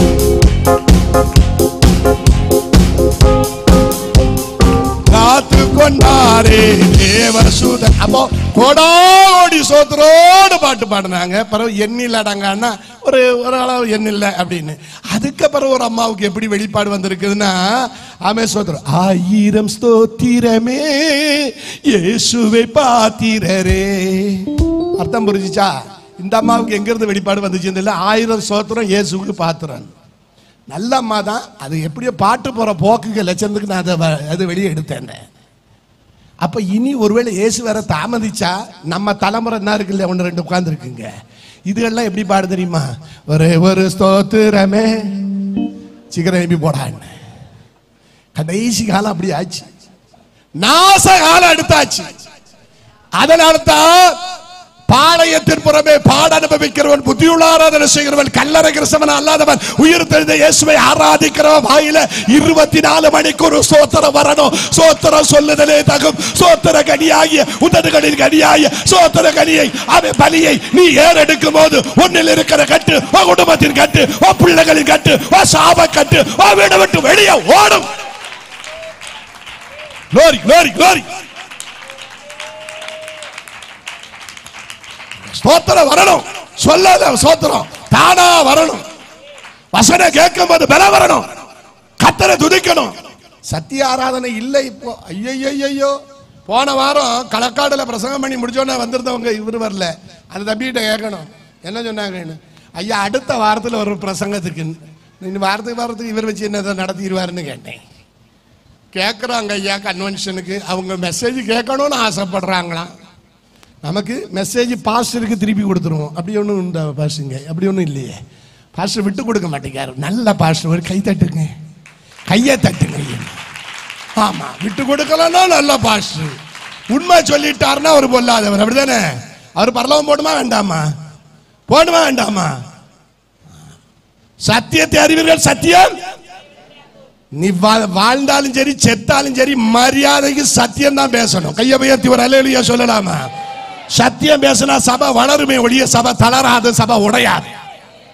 சத்தியம் பேசுவார். அவர் ஒரு கன்வென்ஷன் பிரீச்சர், எனக்கு தெரியும். அவரே நான் 2 முறையோ 3 முறையோ கூப்பிட்டுருக்கேன். ஆமா, அதனால சத்தியத்தை பேசணும், சத்தியம் அறியணும். ஆனா சத்தியம் சொன்னா சில சங்கடமா இருக்குது. உண்மை சொன்னா சங்கடம் அப்படின்னா உனக்கு கிருபை குறைஞ்சிருக்குன்னு அர்த்தம். புரியுதா? உனக்கு யாராவது பாஸ்டர் பிரசங்கம் பண்ணது உள்ள ஏக்கலைன்னா சோத்திரம் குறைஞ்சிருக்குன்னு அர்த்தம், ஊத்திரம் வருதுன்னு அர்த்தம். பாஸ்டர் சொல்லது உனக்கு கேட்க தோணுதுன்னா சோத்திரம் நிறைஞ்சிருக்குன்னு அர்த்தம். கையை தட்டி கத்தரை மகிமைப்படுத்துற எல்லா பக்கத்துல கையை பிடிச்சு சொல்லு. இதே இந்த ஸ்டேட்மெண்ட் அப்படியே வச்சுக்கோ. சோத்திரம் சொல்லுது யாராவது சொல்றது உனக்கு கஷ்டமா இருந்தனா சத்தமா சொல்லுங்க. எல்லாரும் சொல்லுங்க, எல்லாரும் கையை பிடிச்சு சொல்லுங்க. யாராவது சொல்றது உனக்கு கஷ்டமா இருந்தனா ஸ்தோத்திரம் குறைஞ்சி இருக்குன்னு அர்த்தம். ஓஹோ, இப்படி ஒரு சீக்கிரட் இப்பதானே தெரியுதுன்னு நினைக்கியா? புத்தியுள்ள ஆராதனை செய்துக்க. ஒருத்திகிட்ட கேட்டா இயேசுவை யாராவது தூக்கிட்டு போனாங்களான்னு கேட்கா. இவளாக்கும் உயிர்த்தெழுதலை பிரசங்கம் பண்ண போறா, சாட்சி எடுக்க போறா. அடுத்தவன்ட்ட கேட்டா அவர் செத்துட்டாரு, மரிச்சிட்டாரு, விட்டு வைப்பாருன்னு கதை விட்டுட்டாங்க. ஏமா ஒரு சீடை. ஆனா முட்டா பயல்களே அவர் பேச வேண்டிய கதி வந்துச்சு. இன்னும் 10 பேர் கேட்டா ஒன்னு ஆப்சென்ட். அது எங்க போயிருக்கு, என்ன வயிறிழக்கம் நடந்துச்சுன்னு தெரியல. இவர் போனப்ப அவனை காணும். ஆனா 10 பேரும் ஒளிச்சு நிற்காங்க. யூதர்களை கண்டு, மனுஷனை கண்டு, செத்தவனை கண்டு, உலகத்தான கண்டு உயிருள்ள ஆராதனையும் சபைகள் தான் இனி வளரும். செத்த ஆராதனைகளுக்கெல்லாம் முடிவு கட்ட வைப்பார் கர்த்தர். கையை தட்டி கர்த்தரை மகிமை, எல்லா கையை தட்டி. பெந்தெக்கோஸ்தே இந்த கோலங்களில் உயிருள்ள ஆராதனையை எழுப்ப ஆண்டவர் விரும்புகிறார். அன்றும் இன்றும் உயிருள்ள ஆராதனை. உயிருள்ள ஆராதனைக்கு தானே நீ உலகத்தை விட்டு வந்த, உயிருள்ள ஆராதனைக்கு தானே நீ வேறுபட்ட, உயிருள்ள ஆராதனைக்கு தானே நீ இறங்கி வந்த, உயிருள்ள ஆராதனை தானே உன்னை, உன் குடும்பத்தை, உன் பிள்ளைகளை விடுவிச்சது. இப்போ எங்க போச்சோ விசுவாசம்? 1000 டிவிகள்ல யூடியூப்ல பார்த்து பார்த்து பைத்தியம் பிடிச்சிட்டாலேயே. சத்தியத்தை கேட்டு நடுக்கத்தோடு கர்த்தரை ஆராதிச்சுக்க தப்பிடுவீங்க. இல்ல இன்னொரு திருஷ்டாந்தம் உனக்கு காட்ட வேண்டிய அவசியம் வராது. கையை தட்டி கர்த்தரை மகிமைப்படுத்தலாம். அப்படின்னு சொல்லுவோம். ரேத்தம் ஜெயம், ரேத்தம் ஜெயம், ரேத்தம் ஜெயம், ரேத்தம் ஜெயம். கிட்டத்தட்ட ஒரே நாளில இந்த துருபதேசம் எழும்பினதுனால உயிர்த்தெழல இயேசுன்னு சொல்லி யூதர்களை குழப்பும் போது ஒட்டுமொத்த உலகத்தை குழப்பி இப்படி ஒரு உயிர்த்தெழுந்த நாள் நீ கொண்டாட முடியாத அளவுக்கு அல்லது சொல்ல முடியாத அளவுக்கு ஜெபிக்க முடியாத அளவுக்கு சாத்தான் பயங்கரமா வேலை செய்த போது என் இயேசு 40 நாட்களும் தரிசனத்தோட அவன் உயிர்த்தெழுந்த இயேசு ஒரே நேரத்தில் 500 பேருக்கு தரிசனமானாராம். கையை தட்டுங்க. நீ இறக்குறியாடா அப்ப உயிரோட இருந்தலன்னு அவரே இறங்கி கன்வென்ஷன் பிரசங்கம் நடத்துவார். கையை உயர்த்தி. சீடனுக்கு ஒழிச்சிருக்கலாம். ஆமென். தைல பாட்டிலோட ஸ்ரீகள் நடக்கலாம். ஆமென். எம்மா ஒரு சீடர் எதை வேணாலும் கதவிடலாம். சொர்க்காதி சொர்க்கம் தேவன் தன்னுடைய அநாதி திட்டம், தன்னுடைய பிதாவின் ஒரே பேரான குமாரன் உயிர் தெழுந்தாரானால் அவர் ஒரே நாளிலே ஒரே நேரத்தில் 500 பேருக்கு தரிசனமானார். இங்க 500 பேர் கூட இல்ல. அப்ப எவ்வளவு பெரிய கன்வென்ஷன் மீட்டிங் நடத்தினார். கையை தட்டி வாசிப்போம். 1 கொரிந்தியர் 15:6 வாசிங்க. அதன் பின்பு அவர் 500 பேருக்கு அதிகமான பரவாயில்லையே. பேர் என்னமாவான் பேரு? நீ பயப்படுவேன்னு நினைச்சேன். உன்னால சீக்கிரம் யாரும் செய்ய முடியாது. சோபாவுக்கு வாழ்த்துக்கள். வசனம் எடுத்த இல்லை, அதனால வாழ்த்துக்கள். வசனம் செத்து கிடக்கு சில சபைகள்ல. ஆமென். சோபா வீட்டில் யாரெல்லாம் இருக்கிறாமா எலும்பு பைக்கை கீழே வச்சுட்டு நீ எலும்பு. உன்னை ஆசீர்வதிக்க தேவன் முன் குறிச்சிருக்கிறார். ஆமென். வீட்டில் யாரெல்லாம் இருக்கிற எத்தனை பிள்ளைங்க இந்த பக்கம் பார்த்தோன்னா எத்தனை பிள்ளைங்கன்னு சொல்ல போறதுல நீங்க சொல்லணும். 2 பிள்ளைங்க. மாமிய அவர் எங்க வீட்டுக்காரரு வெளிநாட்டில். கர்த்தருக்கு ஸ்தோத்திரம். எந்த ஊர்ல இருக்காரு? சவுதியில. நாமும் சவுதி எல்லாம் தேர்ந்து அடிக்கடி போய் எல்லா இடமும் பிரசங்க. சவுதியிலே பைபிள் காலேஜ் கிராஜுவேஷன் நடத்தின ஒரே ஆள் இந்தியாவில் கர்த்தர் எனக்கு தந்திருக்கிறார். கையை உயர்த்தி. ஆமா, யூடியூப்ல நீங்க பார்க்கலாம். பைபிளோட போனா உனக்கு கொன்னே போடுவான். பைபிளை கிழிச்சு தூர போடுவான். அதே ஜித்தாவில். அங்கதான் மெக்கா மெதீனாலாம் இருக்குது. அதுகிட்ட நாங்களும் போய் கிட்ட வர போய் வண்டி வளைஞ்சிட்டு திருப்பி வந்துட்டோம். உள்ள விட மாட்டானோ. பிடிச்சானா என்ன பிடிச்சானா அவனுக்கு டவுட் வந்துடும். டேய் என்ன பேர் போட்டிருக்கு? அப்பாஸ். இன்னொன்னு ஜோசப். அப்பனுக்கு பேர பேர மெய்தி குட்டி. அம்மாவுக்கு பேர ஈஸியா காட்டிடுவேன். நல்ல வேலை அம்மா பேரா இல்லை ஆமீனா. என் மனைவிக்கு பேர் அம்மா பேர் இருக்குன்னு நினைக்கிறேன். ஆமீனா. பிடிச்சானா தீந்து எங்க இது. எத்தனை நாள் தைரியமா போயிட்டு கடைசி கன்வென்ஷன் அது பைபிள் காலேஜே நடத்திட்டு வந்திருக்கேன்னா ஒண்ணு புரிஞ்சுக்கங்க. எவனை கண்டும் பயப்படுறது இல்லை. கையை உயர்த்தி. ஆகதான் இன்னைக்கு வரை ஆண்டவர் பலனை ஐசியும் தந்து நிறுத்தி இருக்கார். ஜித்தாவுல ஒரு பெரிய ஹால் எடுத்து அவன் பைபிள் காலேஜ் கிராஜுவேஷன் நடத்தி இருக்கேன்னா இதுக்கு மேல ஒண்ணு யோக்கியம் சொல்ல வேண்டிய அவசியம் இல்லை. எந்த வேதத்தை கிழிச்சு எறிஞ்சானோ அந்த வேதத்தை துவக்கிற பைபிள் காலேஜ் ஆமென் சரித்திரத்தில் ஆமென் மெய்திங்குட்டிக்கு ஆமீனாவுக்கு பிறந்தவனை கொண்டு சொர்க்கம் செய்ய நிச்சயித்தால் இது எத்தனை கோடி கிடைச்சா பலன் கிடைக்கும் ஐயா. பிரதிபலன். ஜித்தா ஜன அதிர்ந்து போனாங்க. அத்தனை பேர் அதிர்ந்து போனாங்க. ஆமென். மிங்கல் காங்கிரிகேஷன் வந்திருந்தவங்க ஆச்சரியப்பட்டாங்க. மொத்த முறை இதை செய்து காண்பித்தார். கையை தட்டி கர்த்தரை அந்த பாக்கியம் கர்த்தர் தந்தாரா? கையை உயர்த்தி.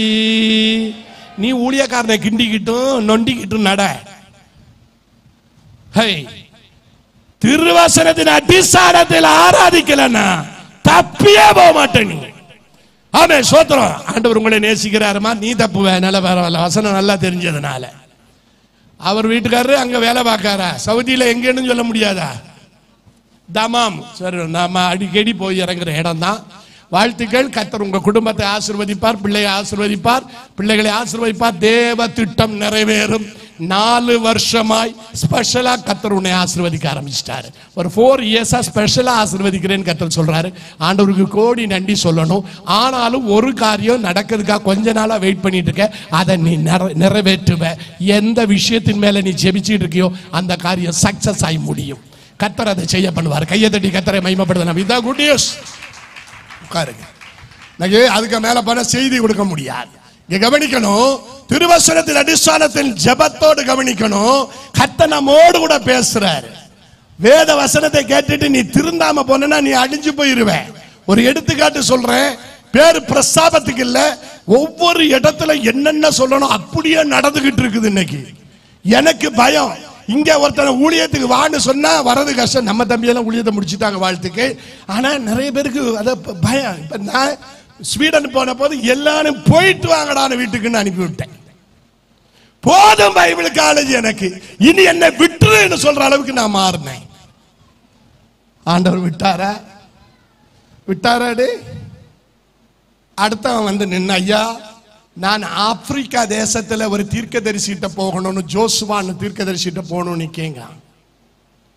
ஆனா அவர் பாஸ்டருக்கு மகன், தூத்துக்குடியில இருந்து. அவர் சொல்றான், ஐயா உங்ககிட்ட எனக்கு ட்ரைனிங் வேணும். 1 வயசு, அவன் 20 வயசு பையன் ஒன்றும் கிடையாது, 31 வயசு ஆச்சு. அவன் சொல்றான், இன்னும் நான் கம்ப்ளீட் பண்ணின பிறகுதான், MTH கம்ப்ளீட் பண்ண பிறகுதான் நான் திருமணம் பண்ணுவேன். எங்க லைஃப்ல பார்க்காத ஜெப ஜீவிதமும் சரியான டெடிகேட்டும் சரியான வெளிப்பாடு உள்ள ஒரு பையன். கையை தட்டி கர்த்தரை மகிமைப்படுத்தலாமா? இவன்ட்ட போய் சொன்ன, என்னை பார்த்து சிரிக்க எல்லாம் நிறுத்திக்க நீ. நான் 3 வருஷம் இங்க இந்த இடத்துல போனேன். ஐயா எனக்கு தீர்க்கதரிசனம் சொன்னார், உன மூத்தமே ஊழியத்தில் நிக்க மாட்டான் போயிருவான்னு சொன்ன மாதிரியே அவன் வீடை விட்டே வெளியே போக வேண்டிய கதி வந்தது. ஓப்பனா சொல்றேன். 2வது உள்ளவன் தான் இவன். 30,000 ரூபாய் சம்பளம் வாங்கினவன். 1-2,000 இல்ல. நல்ல இங்கிலீஷ், நல்ல ஹிந்தி, நல்ல நாளைக்கு வருவாங்க அவன். கர்த்தருக்கு ஸ்தோத்திரம். இன்னைக்கு VBS பிரபலமா நடத்தி கொண்டிருக்கிறான். இன்னைக்கு தான் லாஸ்ட் ஃபைனல் டே ப்ரோக்ராம் நடத்துறான். எதுக்காக சொல்லனா, கர்த்தருடைய வசனத்தை கேட்டு ஜீவிக்கணும், பரிசுத்தவான்களுக்கு அடங்கி நடக்கணும், கர்த்தருடைய ஆசீர்வாதம் வேணும், ஒரு வல்லமையான ஊழியம் செய்யணும்னு விரும்பினான். கையை தட்டி கர்த்தரை மகிமைப்படுத்தலாமா? செத்த ஊழியத்துக்கு, வாடா ஊழியத்துக்கு, போடா ஊழியத்துக்கு இல்ல. நம்ம இழுத்து மூடணும்னு நினைச்சாலும் கர்த்தர் இழுத்து கொண்டு வந்து நம்மளை படிப்பிக்கிறார். அதான் என் பிரின்சிபால் சொன்னாரு, நீங்க நினைச்சாலும் நடக்காது, உங்க மகன் நினைச்சாலும் நடக்காது, பைபிள் காலேஜ் நடந்தே தீருனார். கையை தட்டி பிரைஸ் சொல்லுவோட. ஆமென். அப்படியே பாஸ்டர் இவருக்கு நல்லா தெரியும். ஆமென். அங்க இருக்கிற ஒருத்தன்ட்ட சொன்னார், ஒண்ணு இல்ல நீ அங்க இரு, இல்லன்னா இங்க இரு, இந்த 2 கெட்ட நிலையில நிக்காதன்னு இவர் சொன்னார். கர்த்தர் சோதரன். ஏன்னா இவர் அவ்வளவு கர்த்தருக்கு பயப்படுற ஒரு மனுஷன். அவருக்கு ஆர்டினேஷன் கொடுத்துட்டு உண்டேன். தேவ இஷ்டம் செய்தல் என்பது விளையாட்டுத்தனமா செஞ்சா செத்தே போயிருவோம். மிக ஜாக்கிரதை. போன வாரத்தில் நான் கன்வென்ஷன் பேசின இடத்துல அத சாட்சியா சொன்ன, அது பக்கத்துல தான். உங்களுக்கு தெரியுமா, ஒரு 3 மாசத்துக்கு முன்னாடி 27 வெட்டு அப்பனை வெட்டி செத்தே போனான். ஒரு டாக்டர் படிச்சவன், கேரளாவை அசைச்சது வெள்ளரடைய. அவன் சோத்திரம் 27 வெட்டு வெட்டி இருக்கான் அப்பனை. பெந்தகோசு கூட்டத்துக்கு போனவன் 27 வெட்டு வெட்டி இருக்கான். வீட்டுக்கு மேல என்ன சைத்தானிக்கு ஆராதனை நடத்தி இருக்கான். அதை நீ யூடியூப்ல போய் பார்த்தா ஷேவிங் பண்ண துணியா மொத்தத்தில் அங்க வச்சிருக்கான். வெட்டருவா கத்தி. நல்ல மனுஷன் வெட்டிட்டார். பாசமா திடீர்னு எதுக்கோ சொல்றாங்க என்கிட்ட, எங்க ரிலேட்டிவ், எனக்கு ஃப்ரெண்டுக்கு ரிலேட்டிவ் ஒருத்தர் வீட்டில் பயங்கரமான ஒரு சம்பவம் நடந்துட்டுன்னு ஏதோ ஒன்று காட்டிக்கிட்டு இருந்தா, நான் இதை எங்கேயோ பார்த்தனே அப்படின்னு. இங்க கொண்டாது அந்த முகம் பார்த்த மாதிரி இருக்கேன்னு பார்த்தா, போன வருஷம் நாங்க கன்வென்ஷன் பேசி இருக்குது இவங்க சர்ச்சில் தான், யெகோவா ரட்சணிய சபை. அந்த சபையில பேசும்போது இவங்க வீட்டுல சாப்பாடுக்கு அன்னைக்கு ஒழுங்குபடுத்திருக்கு. இதே பையன். அவன்கிட்ட நான் கேட்டேன், சைனால இருந்து நான் படிச்சுட்டு வந்தேன். ஆமென். சைனால இருந்து படிச்சுட்டு வந்து இன்னைக்கு 27 வெட்டு அப்பனை வெட்டி ஜெயில கிடக்கான். அந்த பரதேசியோடு கர்த்தர் பேசினது, பிசாசு உன்னை கொல்ல போகுது, மரியாதைக்கு ஊழியத்துக்கு வந்துரு, உனக்கு ஊழிய அழைப்பு இருக்கு, அதனால தான் உனக்கு சர்டிபிகேட் கிடைக்கல, கொரோனா பீரியட் அவன் உன்னை ஏமாத்தி விட்டுட்டான், கர்த்தர் உன்னை நேசிக்கிறார், பாரசாலை பக்கத்துல இருக்கு, வந்து அட்டன் பண்ணி போன்னு. சாப்பிடுறதுல 3 முறை சொல்லி இருக்கேன், உன் வீட்டுல ஆபத்து வருது. அவனோட நிக்கல, அந்த பாஸ்டர் வர்கீஸோடு சொன்னேன், நீ இந்த சபையை விட்டு ஓடிரு, இந்த சபைக்கு மிகப்பெரிய நியாய விதி வரப்போகுது. இன்னைக்கு கடலூருக்கு டிரான்ஸ்பர் ஆகி போனாரு. அதுக்கு பிறகு இது இவ்வளவு நடந்து யூடியூப் முழுவதும் கேரளா முழுவதும் நாரி தொலைஞ்சு இன்னைக்கு செத்த ஒரு நிலைக்கு தள்ளப்பட காரணம் தீர்க்க தரிசனத்தை எதிர்த்து நிற்கிறதுனால. கையை தட்டி கர்த்தரை மகிமைப்படுத்தலாம். அப்படின்னு சொல்லுவோம். ஒன்னு புரிஞ்சுக்க, உன் முழு சரித்திரத்தையும் சொல்ல எங்களால முடியும். கர்த்தர் அந்த கிருபையை தந்ததுனாலதான் ஆமென். எத்தனையோ பேர் உங்க பாஸ் முன்னாடி சொன்ன மாதிரி டேட் கொடுத்து காத்து கிடக்கிற ஃளைட் டிக்கெட் போடுறதுக்கு போன வாரம் கேட்டுக்கிட்டு இருக்கான். மெட்ராஸுக்கு ஃளைட் டிக்கெட் தர பாஸ் எப்படியாவது வந்து என்னுடைய மகளுடைய பிரச்சனைக்கு ஒரு விடுதலை கிடைக்கணும். ஆனா சுவிசேஷ கூட்டத்தில் ஒண்ணுதான், எதையும் சொல்லாம வருவேன். கையை உயர்த்தி ஆண்டவர் வசனத்துக்கு கேட்டுக்க, கர்த்தருடைய வார்த்தையை கேளு. அவன் செத்த ஆராதனை விட்டு வெளியே வா, தேவ இஷ்டம் செய்யி. தேவன் சொல்றது உங்க வாழ்க்கையில நடக்கும். மனுஷ வார்த்தையை கேட்டா ஏமாந்து போவேன்.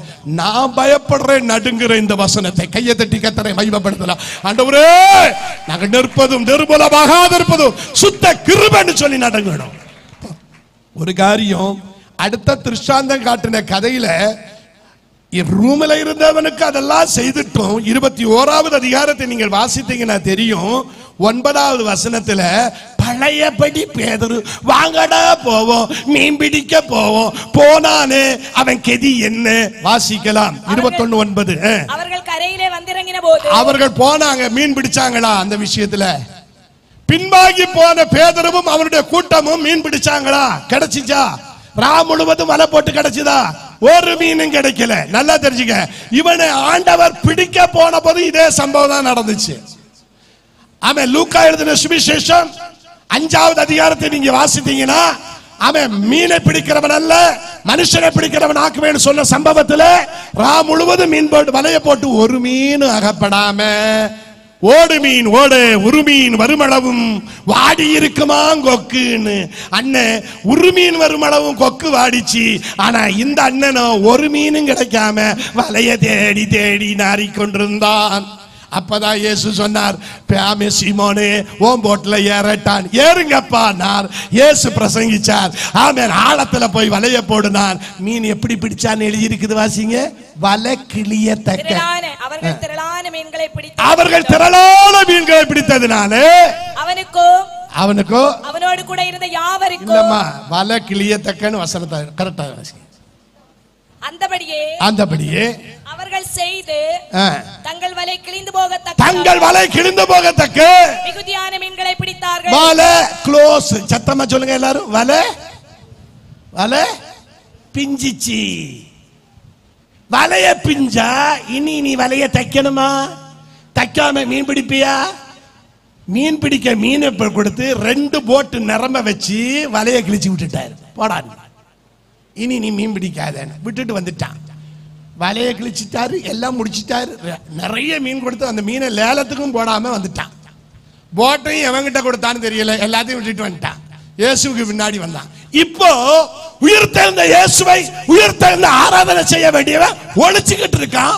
அந்த பரிசுத்தாவி பலன் ஊதப்பட்ட பின்பும் அவன் போகணுமா?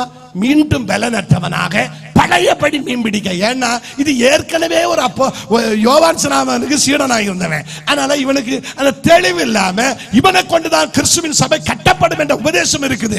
இவனோடு சொன்னார், நீ சீமோனே, நீ கேபா எனப்படுவாய், பாறை எனப்படுவாய், கற்பாறை துண்டு, பெட்ராஸ் கற்பாறை துண்டுகள், உன்னை கொண்டு கிறிஸ்துவாகிய அந்த பாறை மேல சபையை கட்டுவேன் என்ற தீர்க்க தரிசனம் இவன் மேல இருக்குது. இதை கண்டுதான் தூதன் சொன்னான், பேதுருவுக்கு சொல்லு. கையை உயர்த்தி ஒரு அல்லேலூயா சொல்லலாமா? உயிர்த்தெழுந்த ஆராதனை செய்ய வேண்டியவன் செத்து கிடக்க. ஓடி போய் சொல்லு. இத சொல்லு. நீ எல்லாருமையான தேவனுடைய பிள்ளையே, பேதுருவை கொண்டு செய்ய வேண்டிய ஊழியம் பழையபடி மீன் பிடிக்க போனா. பியூட்டியான சம்பவம் சொல்றேன். மீன் கிடைச்சிச்சா? கிடைக்கல. இப்ப இயேசு என்ன சொல்றாரு? அவன் கிட்ட போயிட்டு வலைய வைக்கப்பட்டுறியோ? இயேசுடைய அந்த பியூட்டியை பாருங்கய்யா. இந்த திருட்டு புத்தி காணிச்ச பிறகும் எடா நீ திருடான்னு சொல்லாம ஆசைப்படுறையடா. அதனால அவன் போய் வலையை இந்த இடத்துல போடு. எவ்வளவு மீன் பிடிச்சாங்களா? பைபிள் எழுதிருக்கு 153 3 மீனை பிடிச்சிருக்கான், எழுதி வச்சு கொடுத்துருக்கு. 153, அதுல ஒரு முட்டாப்பாய பிரசங்கம் பண்றான். 153 மீன் சொல்றது என்ன தெரியுமா? உலகத்தில் இருக்கிற மீன்களிலே வெரைட்டிஸ் மொத்தம் 153.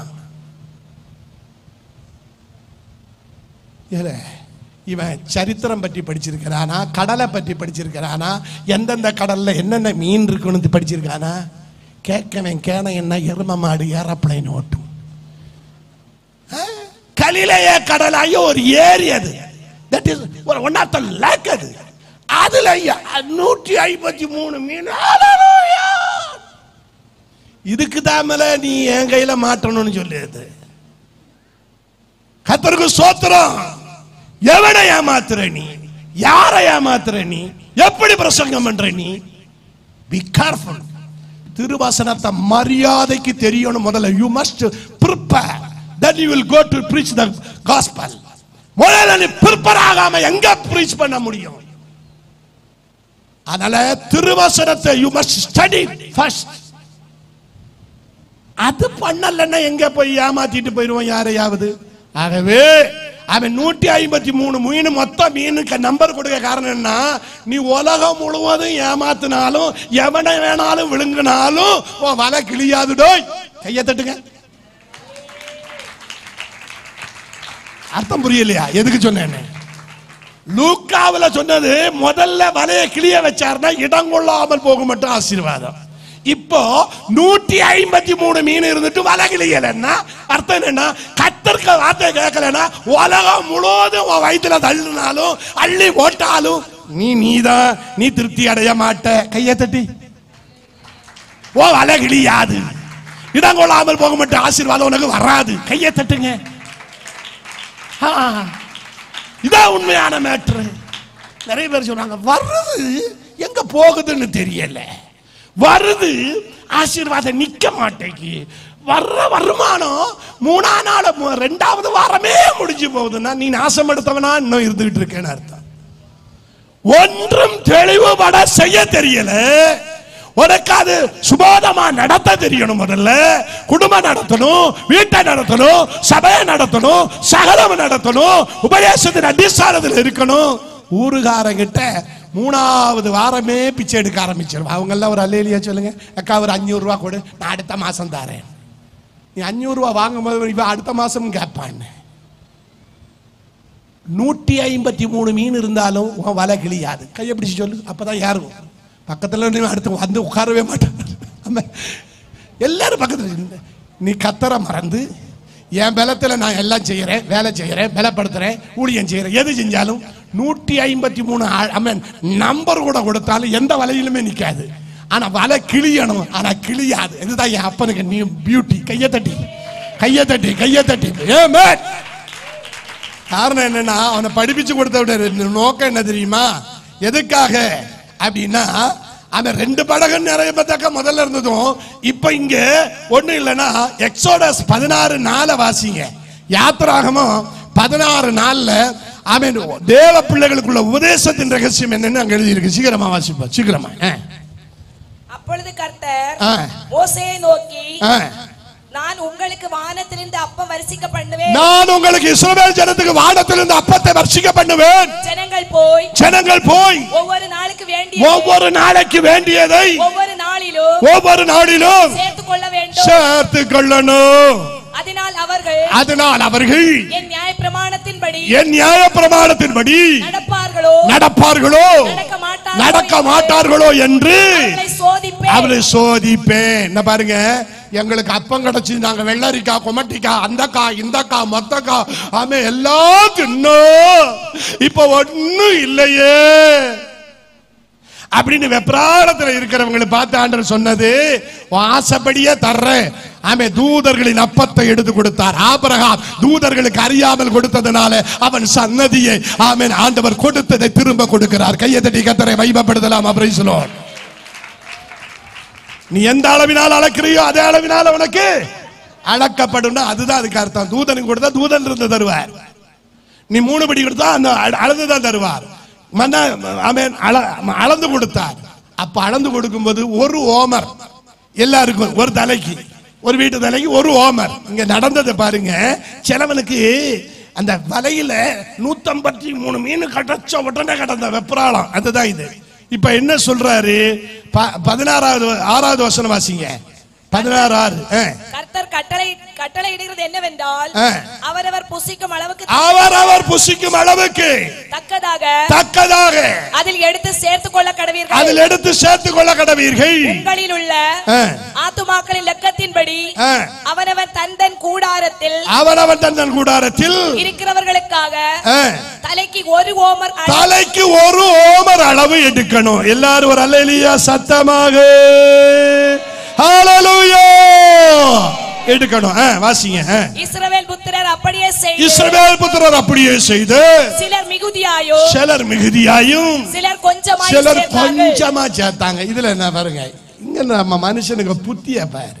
ஏடா ஒரு ஓமர் எடுங்கடா. எப்ப ஒரு ஓமர் எடுங்கம்மா, குடும்பம் மக்கள்லாம் சாப்பிடணுமா. ஒரு ஓமர் எடுன்னா ஒருத்தன் வெப்ராளத்துல அள்ளி, நான் என்ன போலதான் ட்ரெஸ் வச்சிருப்பான், அள்ளிட்டு வாரேன். மொத்தத்துல 1.5 ஓமர் இருக்கும் அளக்கிறதுக்கு கொண்டு வந்தது. கிடைச்ச நம்ம ஆளுக்கள் கொரோனா பீரியட் சாப்பாடு கிடைச்சா அங்க ஓட்டம் இங்க ஓட்டம், எவன் தருவான் அப்படின்லாம் ஓடன கதையெல்லாம் உண்டா? இங்க உண்டா? நடந்துச்சா? கர்த்தருக்கு ஸ்தோத்திரம். தடிக்காரன் குணத்துக்கே நான் சாப்பாடு ஒரு முறை கொடுத்துருக்கேன். ஆனா ஒரு பாவி பய கூட சபைக்கு வர மாட்டேன். இதுதான் இந்த ஒரு ஓமர் கேஸ். சரி, அன்னைக்கு சாக போற நேரம் இந்த மனுஷன் நமக்கு ஒரு நேரம் சாப்பாடு தந்தானு எவனாவது என்னன்னா இதான் மனுஷன். ஒட்டு மொத்தம் அங்க ஒரு கூட்டம் தேவையுள்ளவங்களுக்கு எல்லாருக்கும் அல்ல. அப்போ இப்படி தூக்கிட்டு அள்ளிட்டு வாரான். நிறைய ஓமர்ல போட்டா ஃபில் ஆகுது. இன்னொருத்தன் பிறக்கிறானா பிறக்க மாட்டான். இவன் மடியன் குரூப்பு, சோம்பேறி குரூப்பு. 2-3 பிறக்கிட்டு வாரேன். கொண்டு வந்து ஓமர் தான் இருக்குன்னு நீங்க கொண்டு வந்து அதைய போட்டா அது ஃபில் ஆகுது. அப்போ ஓவரா வெப்ராளம். அந்த நம்ம வேற ஏதாவது பாஷை இருக்கா இதுக்கு? நல்லா திங்கணும். நிறைய ஆவேசத்தில் அள்ளினாலும் ஒண்ணுதான். சத்தமா சொல்லு. ஆவேசத்தில் அள்ளினாலும் ஒண்ணுதான். திமிரு பிடிச்சு நான் கொஞ்சம் தான் எடுப்பேன், கை கால் விளங்காம பிறக்கினாலும் ஒண்ணுதான். அது நிச்சயம் சொல்ல மாட்டேன், வேண்டாம். சொல்லி கடைசி காலையில போற உடனே கேட்டுட்டு எங்களெல்லாம் ஏசதுக்கா நீ வந்து சேர்ந்தேன்னு. அப்ப இதுக்கு அர்த்தம் என்ன? பிதாவானவர் சகல பேருக்கும் ஒரே அளவுனால ஆசீர்வாதம் கொடுக்கிறவர். பழைய ஏற்பாட்டுல ஒரு ஓமர், அதுதான் என்ன அவன் இது இனி உடன்படிக்கை பெட்டிக்குள்ள வைக்கணும். அடையாளம் திருஷ்டாந்தமாய் ஒரு ஓமர் வைக்கணும். அந்த அடையாளம் தேவ திட்டம். ஒரே அளவு. நீ குறைச்சி செஞ்சாலும் அதுக்குள்ள அடி உனக்கு தான், கூட செஞ்சாலும் அது குறைவுதான். ஒரே அளவுதான். அவன் மிகுதியா எடுத்தவனுக்கும் குறைவா எடுத்தவனுக்கும் அது ஒரே அளவு. காரணம் என்ன தெரியுமா? புதிய ஏற்பாட்டுல கிறிஸ்து அதை உறுதிப்படுத்துறார். பிதா அதைத்தான் செய்தால், குமாரனாய இயேசுவும் அதைத்தான் செய்கிறார். மத்தேயு எழுதின சுவிசேஷம் 20வது அதிகாரம், சீக்கிரமாய் வாசிங்க, 10வது வசனம். ஆமென். ஆளுக்கு ஒரு பணம் கூலி பேசி அனுப்பப்பட்ட போது, ஆமென், விடிய கால போனவனுக்கு ஒரு பணம் சொன்னாரு.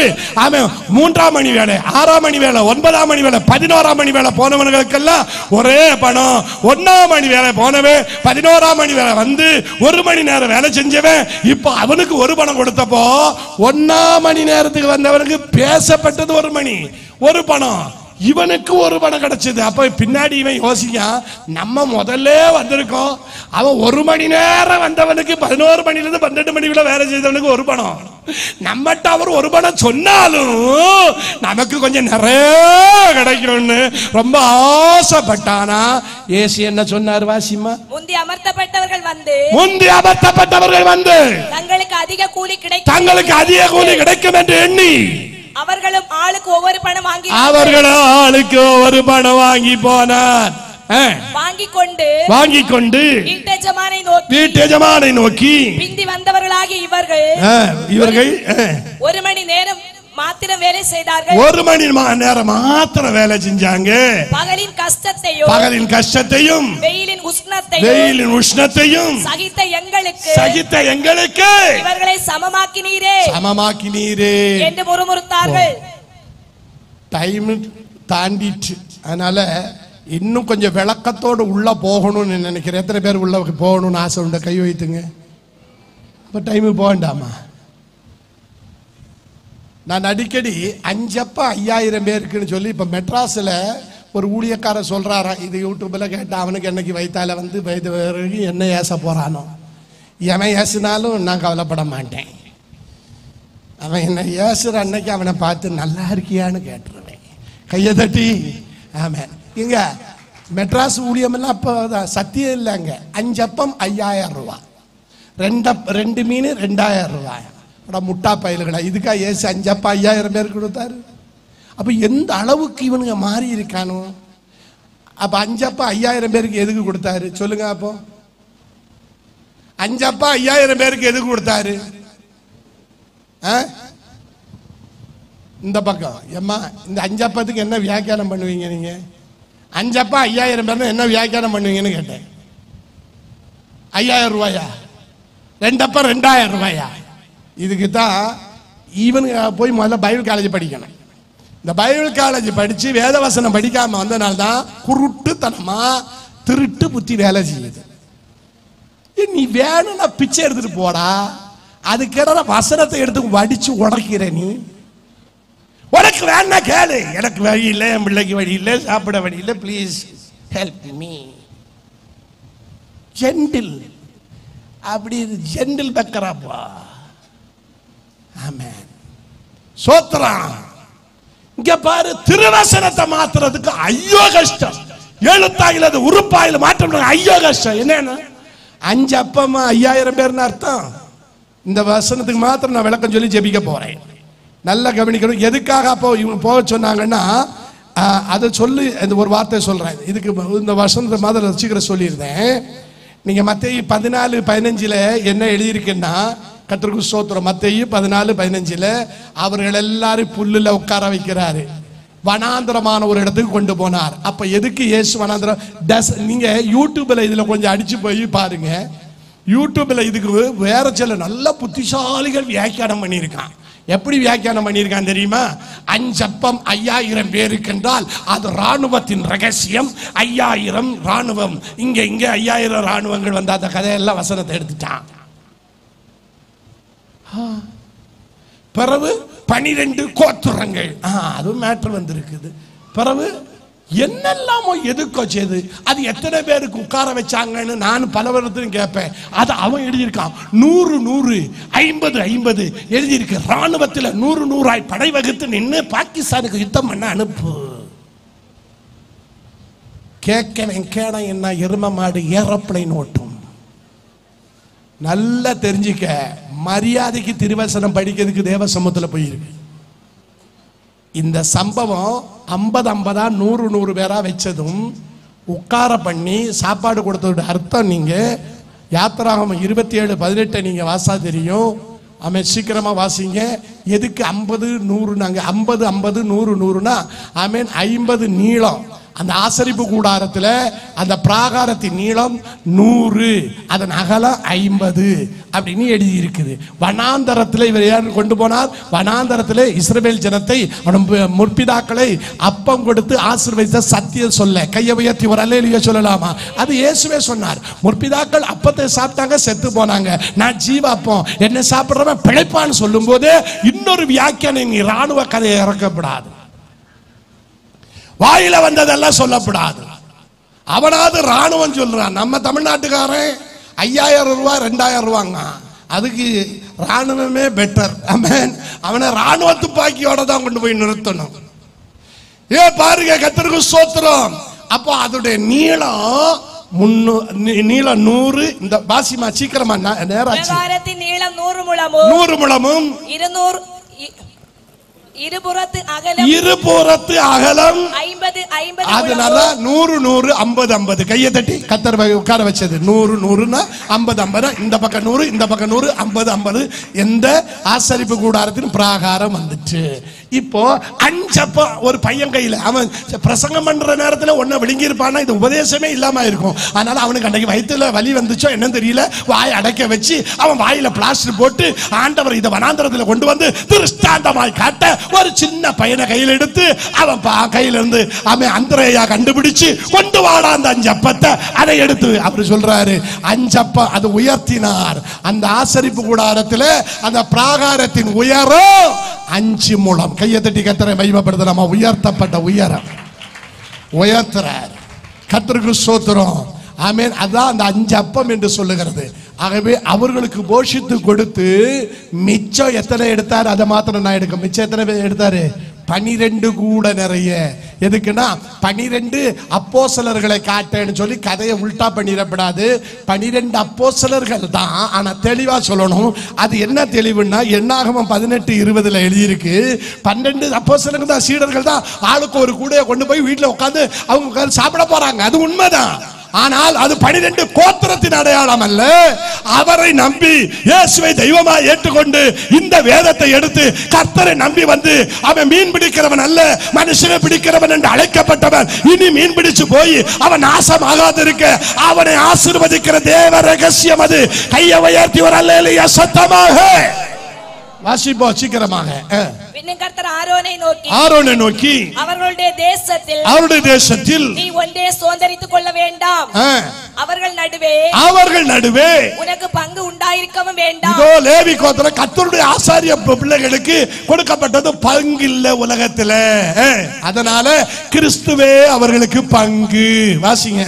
இஸ்ரவேல் புத்திரர் நடுவில் நானே உன் பங்கு ஒரு சுதந்திரனை கர்த்தரையே தெய்வமாய் ஏற்றுக்கொண்டு வந்தவங்க எல்லாம் கைகளை உயர்த்தி ஒரு அல்லேலூயா சொல்லலாமா? நீ கர்த்தரை நம்பி வந்தா அந்த 12 கூட கர்த்தரை நம்பி இருக்கிற அப்போஸ்தலனுக்குரியது, தெய்வ பிள்ளைக்குரியது, கர்த்தரையே சார்ந்திருக்கிறவனுக்குரியது என்ற சத்தியத்தை இயேசு நிரூபித்து காண்பித்தாரா? இன்று கர்த்தருடைய வார்த்தையை நம்பி இந்த பிரசங்கத்தை கேட்கிற சகோதரனே சகோதரியே, உயிர்த்தெழுந்த இயேசு உயிருள்ள ஆராதனைக்கு ஒன்று அழைக்கிறது. கலிலேயாவுக்கு போன்னு சொன்னால் அதிகாரத்தை கொடுத்து ஆசீர்வதிக்க. மத்தேயு 28:16 முதல் 20 வரையும் சகல ஜாதிகளையும் நீங்க சீசராக்கி பிதா குமாரர் பரிசுத்தாவி நாமத்தில் அவர்களுக்கு ஞான ஸ்நானத்தை கொடுத்து ஆண்டவருடைய வருகைக்கு ஆயத்தப்படுத்துதல். ஒன்னு ஓட சொன்னது, அவன் கலிலேயாவுக்கு போக சொன்னது, இந்த திருஷ்டாந்தங்கள் எல்லாம் கர்த்தர் காண்பிச்சது. இப்ப இயேசுவே அவனுக்கு அப்பத்தை நினைச்சிருக்கிறாரு, காட்டுறாரு. அப்பமும் மீனும் கொண்டு வந்து கொடுக்கிறார். ஆமே எல்லாம் அவருக்கு கொடுத்துட்டு நான் உன்னை அழைச்சேன். நாங்க அதுல இன்னும் பைபிள் வசனம் என்ன எழுதியிருக்குன்னா நெருப்பு போடப்பட்டிருந்ததுன்னு அர்த்தம் என்னன்னா, அது வசனம் வாசிங்க. நெருப்பு போடப்பட்டிருந்தது, ஆனா மீனும் அப்பமும் அங்க இருந்ததான். வாசிங்கம்மா. அப்பம் அங்க இருந்தது, நெருப்பு போடப்பட்டிருந்தது. அது எதுக்கு அடையாளம்னா இயேசு உனக்கு அந்த மீனை பொரிச்சே கொடுப்பாரு, சுட்டே கொடுப்பாரு. கையை உயர்த்தி ஒரு அல்லேலூயா சொல்லலாமா?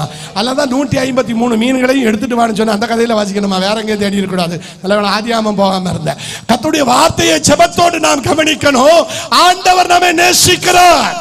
இன்னைக்கு ஆண்டவருடைய வார்த்தையை நீங்க கவனிக்கணும். ஆண்டவர் சொல்றாரு, ஆமென், நாம் அவருடைய சொத்து, அவர்தான் நம்முடைய பங்கு, அவர்களுக்குரியது இந்த ஆசீர்வாதம். கையை உயர்த்தி ஆமென். அதனால இப்போ பேதுருவை அப்பத்தை சாப்பிட வச்சுதான் 3 கொஸ்டின் கேட்கிறாரு. ஆமென். போஜனம் பண்ணின பின்பு, அதே அது வாசி 21:15, யோவான் 21:15. போஜனம் பண்ணின பின்பு, அவர்கள் போஜனம் பண்ணின பின்பு இயேசு சீமோன் பேதுருவை நோக்கி பார்த்து, யோனாவின் குமாரனாகிய சீமோனே, இவர்களிலும் அதிகமாய் நீ என்னிடத்தில் அன்பாய் இருக்கிறையா? அதற்கு அவர், ஆம் ஆண்டவரே, உம்மை நேசிக்கிறேன், நீர் அறிவீர் என்றார். இப்படி 3 கொஸ்டின். முதல் கொஸ்டின்ல யோனாவின் குமாரனாகிய சீமோனே, நீ என்னிடத்தில் அன்பா இருக்கியா? ஆமாப்பா. அப்ப என் ஆட்டுக்குட்டிகளை மேய் அப்படின்னா ஃபர்ஸ்ட் இருந்து இப்போ அவனை படிப்பிக்காரு. அப்போஸ்தலனுக்கு கேடு காலம், கஷ்ட காலம், திபேரியா கடல்ல கொண்டு போய் படிப்பிக்காரு. திபேரியா கடல்னா வேற ஏதாவது கடல்னு தேடிடாத. கலிலேயா கடலுக்கு இன்னொரு பேர் தான் திபேரியா கடல். திபேரியா கடல் மாத்திரம் இன்னொரு பேர் இருக்கு, கெனசரேத்து கடல். சரி, நாளைக்கு காலையில உங்க மத்தியில இருப்பேன். ஆலோசனை அப்பதான் கூடுதல் செய்ய உங்களுக்கு ஜெபிச்சு சொல்ல போறேன். நாளை காலையில அவன் கலிலேயா கடலை கொடுத்து பிரசங்கிக்க போறேன். அவன் மாலையில மீண்டும் கலிலேயாவுக்கு போவோம். கர்த்தருக்கு ஸ்தோத்திரம். தேவனுடைய வசனத்தை நாம் தியானிக்க முன்பு ஜெபத்தோடு இருப்போம். கர்த்தர் சகல தடைகளை மாற்றி ஆண்டவர் நம்மை ஆசீர்வதிக்க போறார். ஆகவே இப்ப சொல்றார், முத கொஸ்டின்ல நீ ஆட்டுக்குட்டிகளை மேய்னா சண்டே கிளாஸ் எடு, பிபிஎஸ் எடு, பின் ஆடுகளை மேயி. ஆமென். அவனை சரியாக போஜனம் கொடுத்து படிப்பிக்கிறார். கையை தட்டி ரத்தம் ஜெயம், ரத்தம் ஜெயம், ரத்தம் ஜெயம், ரத்தம் ஜெயம், ரத்தம் ஜெயம், ரத்தம் ஜெயம். அதனாலதான் 3 முறை மறுதலிச்சவன் 3 கேள்வியில கர்த்தருக்கு ஸ்தோத்திரம் 3 தடவை மறுதலிச்சவன் இப்ப 3 கேள்வியில சரண்டர் ஆன போது இயேசு சொன்னாரு, நீ எனக்கா மரிக்கிறதுக்கு ஆயத்தமாகணும். கையை உயர்த்தி. ஆமென். அவன் ரெடியானா, பலப்பட்டான், தைரியமானான், இறங்கினான். ஆதி அப்போஸ்தலன் ஒற்ற பிரசங்கத்துல 3000 பேரை இழுத்தான். கையை தட்டி. மீனை இழுக்கிறதுல மேலாக அவனுடைய பிரசங்கம் மாறிச்சு. இன்னைக்கு ரட்சிக்கப்படணும், ஞானஸ்நானம் எடுக்கணும், வேறுபடணும். கர்த்தருடைய வருகை சீக்கிரமாக இருக்கிறது. இன்னும் உலக பிரகாரமான பேச்சும் அது இதுன்னு சொல்லி விலைவேற பெற்ற ரட்சிப்பை இழந்து போனா யாரும் உன்னை காப்பாற்ற முடியாத நேரம் வரப்போகுது. இன்னைக்கு நான் அவருடைய ரட்சிப்புக்குள்ள வரணும்னு ஆசை உள்ளவங்கள கைகளை உயர்த்துங்க. நான் அவருடைய ரட்சிப்புக்குள்ள நிக்கணும் ஆசை. ரொம்ப சீக்கிரமா நீங்க எவ்வளவு சீக்கிரம் ஒருவேளை ஞானஸ்நானம் எடுக்காதவங்க இருப்பீங்கன்னா எடுத்துக்கங்க. ரட்சிக்கப்பட்டுக்க. பிசாசு வஞ்சிக்கிற முன்பு, உன் குடும்பம் தாறுமாறாகிற முன்பு, சாத்தான் உன்னை இல்லாமையாக்குறதுக்கு முன்பு இவ்வளோ பெரிய ரட்சிப்பை, இவ்வளோ பெரிய மேன்மையை தேவன் உனக்கு சொல்லி தந்திருக்கிறார். இந்த கிருபையின் காலத்தை பற்றிக்கொள். தேவன் உன்னை ஆசீர்வதிப்பார்.